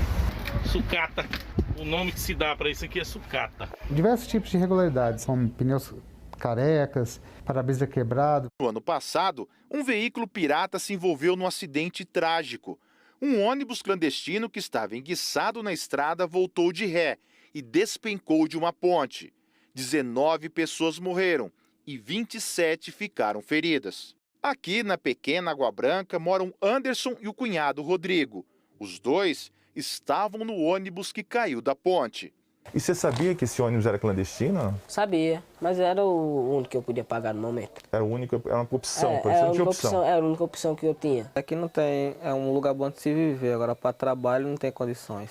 Como eu já tenho uma esposa e uma filha, eu tinha que viajar para fora para arrumar um emprego. Depois do acidente, eles não podem mais trabalhar. Não aguento ficar muito tempo em pé. Meu ombro dói muito, minhas costas dói. A empresa que vendeu as passagens fica a 300 metros de onde os dois moram. Até agora nada. Nada. Não. Já fez 1 ano, ele não veio aqui nem perguntar como é que a gente está precisando de um suporte de medicamento, nada.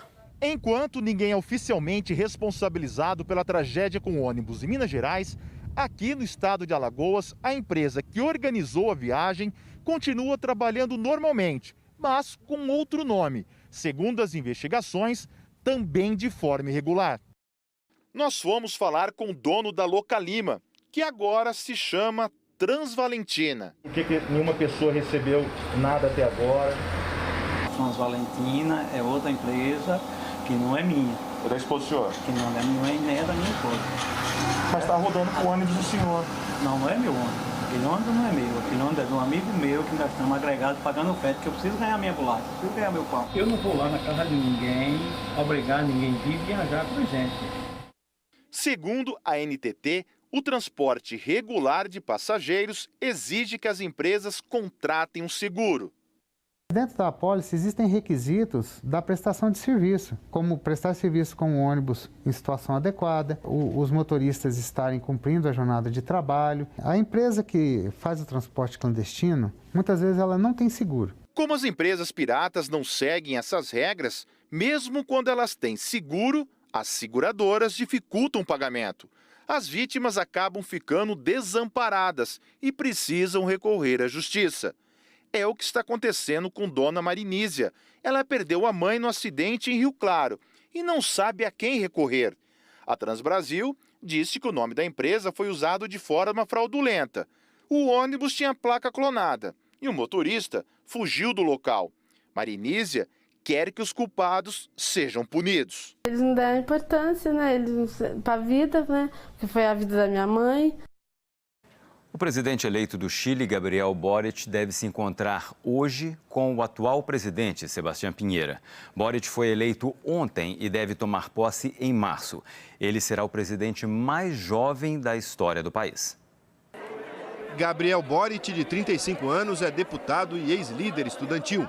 Disputou a eleição como candidato da Frente Ampla de Esquerda. Ele votou logo cedo, assim como o adversário José Antônio Cast, da Frente Social Cristã de extrema-direita e que várias vezes defendeu a ditadura de Augusto Pinochet no Chile, general que governou o país entre 1973 e 1990. Os dois candidatos chegaram ao dia da eleição com empate técnico nas pesquisas de intenção de voto para o segundo turno. Num país em que o voto não é obrigatório, a maior preocupação dos candidatos era o comparecimento dos eleitores. A votação terminou às 6 da noite e por volta das 7h30, com pouco mais de 68% das urnas apuradas, o candidato de extrema-direita, José Antônio Cast, reconheceu a derrota numa publicação nas redes sociais. Ele escreveu: "Acabo de falar com Gabriel Boric e o felicitei por seu grande triunfo. A partir de hoje é o presidente eleito do Chile e merece todo o nosso respeito e colaboração." Em seguida, Gabriel Boric comemorou com aliados. Meia hora depois, também na internet, Boric fez uma publicação que diz: "Somos unidade, somos esperança, somos mais quando estamos juntos, seguimos." O pano de fundo da polarização política no Chile tem a ver com a crise econômica que o país vive nos últimos anos e que culminou com os protestos de 2019. No Chile, no dia seguinte à eleição, é tradição que o eleito se reúna com o atual presidente para um café da manhã que marca o início da transição de poder. A posse do novo presidente está marcada para o dia 11 de março. Gabriel Boric terá o desafio de comandar o país sem ter maioria no Congresso, que está dividido entre grupos políticos diferentes. Além disso, uma nova Constituição está sendo elaborada, a primeira depois da ditadura, e deve ser promulgada no ano que vem. Na Europa, as autoridades sanitárias estão em alerta. A variante Omicron está se espalhando rapidamente e vários países começam a implantar restrições para conter os contágios. No Reino Unido, os casos aumentaram mais de 50% em um período de 7 dias. A gente vai conversar ao vivo com a nossa correspondente em Londres, Cecília Malan, que tem mais informações para a gente. Bom dia, Cecília. Bom dia, César. Bom dia a todos. A Organização Mundial da Saúde não sabe ainda se esse contágio rápido da Omicron em países com muita gente vacinada é por causa de uma perda de imunidade ou se a variante é mesmo mais contagiosa ou ainda se é uma combinação desses dois fatores. Aqui no Reino Unido, como você disse, o aumento no número de casos de Covid é quase 52% em um período de 7 dias. Só ontem foram registrados quase 83 mil novas infecções e 45 mortes. Os ministros do Reino Unido continuam a debater se medidas devem ser introduzidas antes ou depois do Natal para conter essa disseminação da Omicron. O ministro da Saúde, Sajid Javid, não descartou restrições mais severas e disse que o governo está monitorando os dados e discutindo com os cientistas quase de hora em hora. E que, caso fossem propostas novas medidas, o parlamento seria convocado do recesso de fim de ano para aprová-las. Notas do Grupo de Aconselhamento Científico sugerem que, sem intervenção, as internações hospitalares podem chegar a 3 mil por dia. Esse fim de semana, milhares de pessoas procuraram os postos de vacinação para completar a imunização. Lembrando que, há um ano, o primeiro-ministro Boris Johnson impôs restrições dias antes do Natal a quase 18 milhões de pessoas por causa da disseminação da variante Alfa, que foi identificada pela primeira vez aqui na Inglaterra. E vários países europeus estão tomando medidas mais duras, incluindo a limitação de viagens para quem mora aqui no Reino Unido. A Alemanha e França já proibiram, por exemplo, a entrada de turistas britânicos. Esse fim de semana, o primeiro-ministro francês, Jean Castex, disse que a Omicron está se espalhando pelo país na velocidade de um raio. Mais de 94 mil novos casos de Covid e 75 mortes ontem. O governo recomendou que as pessoas, mesmo vacinadas, façam testes de Covid antes de se reunirem para as celebrações de fim de ano e anunciou a proibição das principais festas públicas da virada. Na Holanda, já começou a valer um novo lockdown. O comércio não essencial, bares e restaurantes vão ficar fechados até pelo menos 14 de janeiro, escolas e universidades até o dia 9. E o governo limitou o número de convidados durante o Natal a 4 por residência. E para encerrar a nossa conversa, falamos sobre as Filipinas. Autoridades anunciaram que 208 pessoas morreram depois da passagem de um super tufão pelo país. O tufão Hai, o mais forte a atingir as Filipinas este ano, derrubou linhas de energia e de comunicação de províncias inteiras. 3 milhões de pessoas ficaram sem luz. Os ventos de até 270 km por hora arrancaram árvores e destruíram casas. Dezenas de pessoas ainda estão desaparecidas. Esse é o 15º tufão a atingir o país só este ano. César. Obrigado, Cecília. Bom início de semana, gente. Obrigado. Boa semana para você, bom trabalho aí. E agora a gente vai voltar a falar da previsão do tempo. E qual que é o resumo do dia, Jaque? Bom, temos 2 grandes destaques, né, César? Primeiro, falando que o tempo hoje vai ficar abafado em todo o país. Temperaturas altas no meio da tarde. E tem um risco de chuva também, no norte, no centro-oeste e no pedaço do nordeste. Vale para você que está na Bahia, direto para o oeste da Bahia, Barreiras, onde pode chover forte. Temos também ali, olha, toda a árvore de Natal montada, tá vendo? Não chove agora, o céu está nublado, a previsão é que essa chuva venha e com uma certa intensidade, porque o oeste da Bahia está na rota do temporal, assim como o sul do estado também. Olhando aqui o nosso mapa, a gente consegue observar exatamente isso na área em verde escuro. Então, quase todo o estado da Bahia, divisa com Minas Gerais, um pedaço do Espírito Santo também. Mesma condição para Piauí, Maranhão, Tocantins, o centro-norte de Goiás, Mato Grosso, Pará, Amazonas, Acre e Rondônia. Nas outras áreas em laranja claro, é aquela combinação clássica do final da primavera e quase início do verão. Ali o sul da Bahia, que já recebeu muita chuva na semana passada, mais chuva agora. Hoje e nos próximos dias também, viu? Tem que tomar cuidado com o deslizamento, né? Onde tem encosta.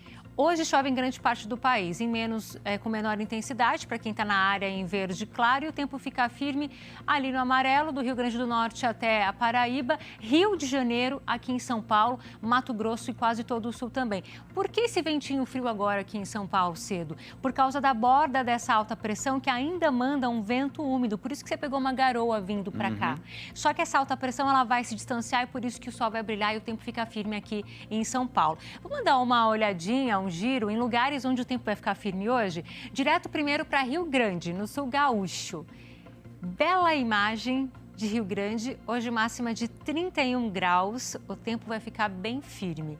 Máxima de 31 também onde? No Rio de Janeiro. Temos imagens ao vivo do Rio. Olha esse céu azul. Hoje vai dar praia. Vai, o dia todinho. Aqui em São Paulo também, como eu já tinha falado, tempo firme, máxima de 28, com um belo amanhecer direto da Marginal Tietê, sol brilhando e refletindo no Rio Tietê, pena que é um rio poluído.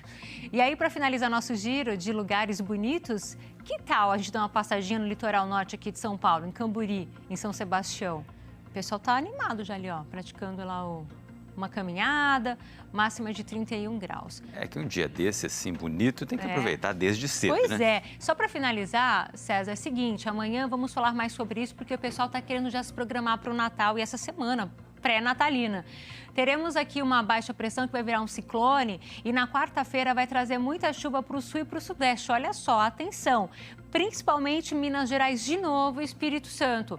Vamos ficar ligados e eu vou contar tudo para vocês em detalhes a partir de amanhã. E claro, vou falar também sobre a chegada do verão a partir de amanhã, em todos os detalhes. Já que na contagem regressiva para o verão... Eu adoro o verão. Mas antes do verão... A gente vai ver aqui as mensagens dos nossos amigos e as fotos lindas. Vamos começar com o Otaviano? O pessoal tá animado. Bom dia, hora 1, Maragogi, Alagoas. Ai, nossa, Maragogi é um paraíso, né? Demais. E a Adoro. foto está linda. É. Adailton. Vejam que manhã maravilhosa aqui em Santana de Parnaíba, São Paulo. Também, gostei desse céu azulzinho. Pela Palmeira eu ia dizer que era Nordeste, mas tá e parecendo. O céu tá lindo. E olha este céu multicolorido da Ana Paula. Gente, lua resistindo ao amanhecer em Porto Alegre, que o dia tá tão bonito que a lua não quer ir embora. Não é, Ana Paula? Gostei da E foto. a foto tá muito bonita. Ela conseguiu pegar ali as cores ali amanhecendo, muito bonito. Ela tem aquela visão de fotógrafa. Não é? Opa, fui demais. Espera aí, voltei. Aqui. Hamilton. Amanhecer em Brasília. Depois de um domingão de chuva, boa semana a todos. Mas pode voltar a chover, Hamilton. E agora o Paulo? Agora cedo em BH. Hoje é meu dia da terceira dose. Que legal. Vamos vacinar, galera. É isso aí. Todos juntos. A gente está vendo em vários lugares, até mutirões para vacinação. Exatamente. Vamos vacinar. Boa Vamos dica, lá. Paulo. E para encerrar aqui, o Marcelo. O Marcelo já fez um misto quente e eu estava sentindo falta. Um cafezinho ali, parece que é um café com leite. Você tinha pedido a bebida, né?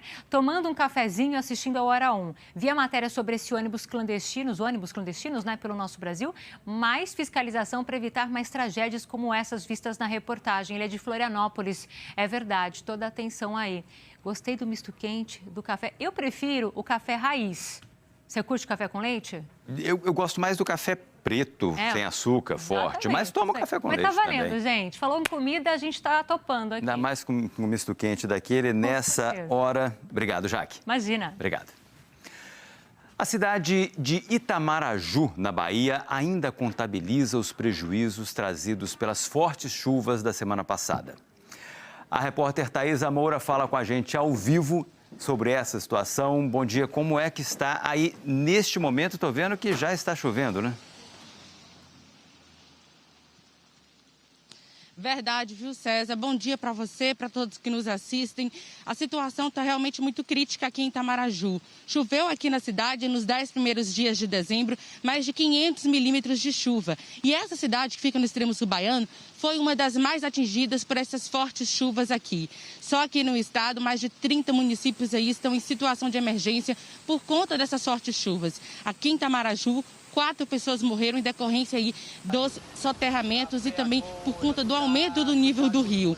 Nesse momento aqui, a situação está um pouco mais crítica por conta de um alerta feito pelo SENAD. O Centro de Gerenciamento de Riscos e Desastres disse que teria um mau tempo aqui na região nesse fim de semana, podendo cair até 60 milímetros e ter ventos aí com rajadas de 60 quilômetros por hora. Os ventos, eles não vieram, mas a chuva, ela não veio certinha na madrugada de domingo para segunda-feira. A gente não sabe ainda a milimetragem correta aqui de Eunápolis, mas em outra cidade que fica aqui bem perto, na cidade de Eunápolis, que fica a 100 quilômetros daqui, muita chuva. De acordo com a Defesa Civil lá, caiu mais de 50 milímetros de chuva em menos de 1 hora. Isso foi suficiente para alagar várias ruas, tanto do centro quanto do bairro Pequi, além do bairro Urbizum, onde várias pessoas tiveram aí prejuízos e estragos. Essa chuva vem preocupando tanto as autoridades e a população que ontem o ministro da Cidadania, João Roma, esteve aqui na cidade fazendo visitas técnicas. Ele foi no gabinete de crise, onde estão ali montados uma espécie de base dos órgãos federais que estão aí tomando algumas atitudes para ajudar a população nesse período. Nesse local estão funcionando o gabinete do Ministério da Saúde, do Exército Brasileiro e também da Defesa Civil Nacional.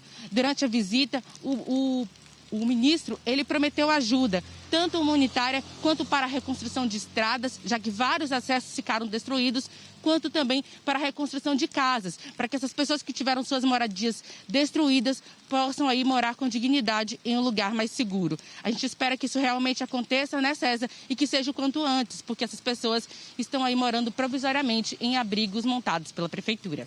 É com você aí no estúdio. Verdade, Thaisa. Obrigado. A gente espera também que essa chuva não vá assim tão longe, porque vai acumulando, a gente sabe como é. Bom, vamos voltar a falar do esporte, porque você me falou que tem contratações no futebol, é isso? Pois é, chega esse fim de ano, né, César? Os torcedores ficam ligados porque o mercado da bola fica aquecido. O Fluminense já está com o nome certo, o atacante William Bigode, que era do Palmeiras. As bases salariais já foram definidas e só faltam agora os exames médicos para anunciar oficialmente o jogador. Isso deve acontecer ainda hoje, ainda nesta segunda-feira. E já começaram as, digamos, entrevistas de emprego para o cargo de treinador do Flamengo depois da saída do Renato Gaúcho. O requisito principal é ser português, já que todas as investidas serão em profissionais do país. A primeira reunião aconteceu ontem com o Paulo Souza, que tem contrato com a seleção da Polônia até março do ano que vem. Os poloneses estão na repescagem por uma vaga na Copa do Catar. Os diretores do Rubro Negro ainda vão conversar com o Jorge Jesus, o grande sonho do torcedor do Flamengo. Não desistem. Ele segue no comando do Benfica e os flamenguistas seguem no desejo de ter Jorge Jesus de novo. Carlos Carvalhal, técnico do Braga, além de Rui Vitória, Paulo Fonseca e Rui Faria, esses são os outros candidatos. Esses 3 últimos estão livres no mercado. Hoje, pode ser que a gente já tenha atualizações dessa caça do Flamengo a um treinador, aparentemente, português pelas buscas, né? Continuando, o São Paulo conquistou a Ladies Cup, torneio de futebol feminino, que encerrou o calendário do esporte em 2021. Na final, ontem, o tricolor venceu o Santos por 3-2, 5 gols e, obviamente, a gente vai dar uma olhada neles a partir de agora. A Duda fez o primeiro gol do São Paulo, aproveitou o cruzamento da Giovana e abriu o placar para o São Paulo. Aí a gente já vê o segundo gol. Cruzamento, a Naná primeiro acertou o travessão, na sobra foi chorado, pegou na trave e entrou o São Paulo aí fazendo 2-0. Esse jogo foi no Allianz Parque, estádio do Palmeiras, com grama sintética. O Santos diminuiu nessa jogada aí, foi a Brena que bateu no cantinho e fez o gol do Santos. Aí o São Paulo já aumentou a vantagem no placar depois desse cruzamento, a Thaís de cabeça. O Santos continuou na briga. Kathleen, de esquerda, pegou de primeira. Foi bem demais. O Santos pressionou, golaço da Kathleen. Golaço. O Santos pressionou no fim do jogo, tentou, mas não teve jeito. O título ficou com o São Paulo. A equipe venceu a Ladies Cup de forma invicta, com 4 vitórias em 4 jogos. Parabéns aí às campeãs do São Paulo nesse final de temporada. Certo? Parabéns. Obrigado, Curi. Valeu. E olha só essa história natalina. Um casal na Alemanha bateu o recorde mundial ao montar 444 árvores de Natal dentro de casa. O fim de ano em Hinterland tinha tudo para ser desanimado, até se espalhar a notícia de que moradores de lá haviam batido um recorde mundial. Normalmente nós temos mercado de Natal aqui, mas esse ano tem poucas barracas por causa da Covid. Então é muito legal que alguém faça uma coleção e se divirta. Eu gosto muito de Natal. Eu vi uma foto e fiquei totalmente fascinada. O colecionador famoso de quem elas estão falando é uma figuraça que mora na zona rural de Hinterland, a 6 quilômetros da cidade. Prepare-se para ver o que tem dentro desta casa. É inacreditável o que Thomas Ierhomen faz no Natal. Eu tinha apenas uma árvore de Natal na sala. Quando eu saía da sala, o Natal acabava. Isso não me agradava. Eu queria ter as luzes e o aconchego das árvores de Natal por todos os cantos. E ele conseguiu. Elas estão espalhadas pelos 6 cômodos da casa. Uma área total de 180 metros quadrados. São 72 mil bolas e 47 mil lâmpadas de LED. Cada árvore tem sua personalidade. Esta, em vez de bolas, só tem frutas penduradas. Outra é decorada com lembranças que ele traz das viagens de férias. Tem árvores inspiradas em super-heróis e no filme Guerra nas Estrelas. A casa super enfeitada vem batendo recordes mundiais há 4 anos seguidos. Desta vez são 444 árvores. A contagem foi feita pelo Instituto de Recordes da Alemanha, que garantiu mais uma vez a conquista a Ierhomen, um cozinheiro de 55 anos que trabalha no lar de idosos no período da manhã e passa o restante do dia arrumando suas árvores. A rotina dura quase metade do ano. Começa em agosto e termina em fevereiro. 4 meses para montar e 1 mês e meio para desmontar. Eu tenho a ajuda da minha esposa e da minha filha, mas 80% sou eu mesmo que faço. Ele precisou de um tempo para convencer a mulher. No começo eu não gostava nada disso, onde tinha mais de uma, e 20, e 30, porque ficava apertado para mim. Vocês conseguem ver uma porta aí? Gente, esta aqui é a entrada principal da casa, só que não está sendo utilizada por razões óbvias, sem condições de passar aqui. E a família só usa a entrada dos fundos. O desafio é saber em que parte da casa a gente tá. Tem árvore por todo canto. Olha aqui, árvore no teto. E aí, depois de um tempo, eu vi que tem um televisor aqui e aqui tem um sofá. aí dá para saber que a gente está na sala da casa. No quarto do casal, mais árvores. Eles garantem que elas não atrapalham dormir. E se o casal vai à cozinha para tomar um café, lá estão elas, até nas portas dos armários. Nenhum lugar da casa escapa à decoração natalina. Bem-vindos ao banheiro. Olha isso! Árvore de Natal. Aqui a pia, árvore de Natal. E árvore de Natal até no teto. A gente pensa que nem se surpreende mais e de repente descobre a cidade do Natal em miniaturas. São milhares de peças. A todo momento chegam curiosos para visitar a decoração tão falada. Isso é muito bom para o coração, é maravilhoso. Jerome diz que ele faz tudo isso por ele mesmo, não pelos visitantes e nem pelo recorde mundial. Isso é simplesmente amor. Cada árvore, tanto faz grande ou pequena, espalha calor, não de temperatura, e sim do coração. Claro que estamos num momento difícil, mas ainda assim devemos comemorar essa festa de amor. O Natal em família, estar junto de quem se ama. Feliz Natal! Deve ser até difícil andar sem quebrar uma bolinha, né? Bora inspirar e montar as nossas, quem tá atrasado, hein? E o Hora 1 fica por aqui, mas você já sabe, no Globoplay dá para rever todas as nossas reportagens. Assista agora as notícias do seu estado. Um bom dia para você e a gente volta a se ver às 4 da manhã. Direto da Praia do Futuro, no Ceará, Fortaleza. E aí a gente tem uma outra bela imagem também. Tem praia em tantos cantos do país, olha só, Camburi, São Sebastião. Daquele jeito, né, César? Cury. Bom dia. Iluminado. Tchau. Dia.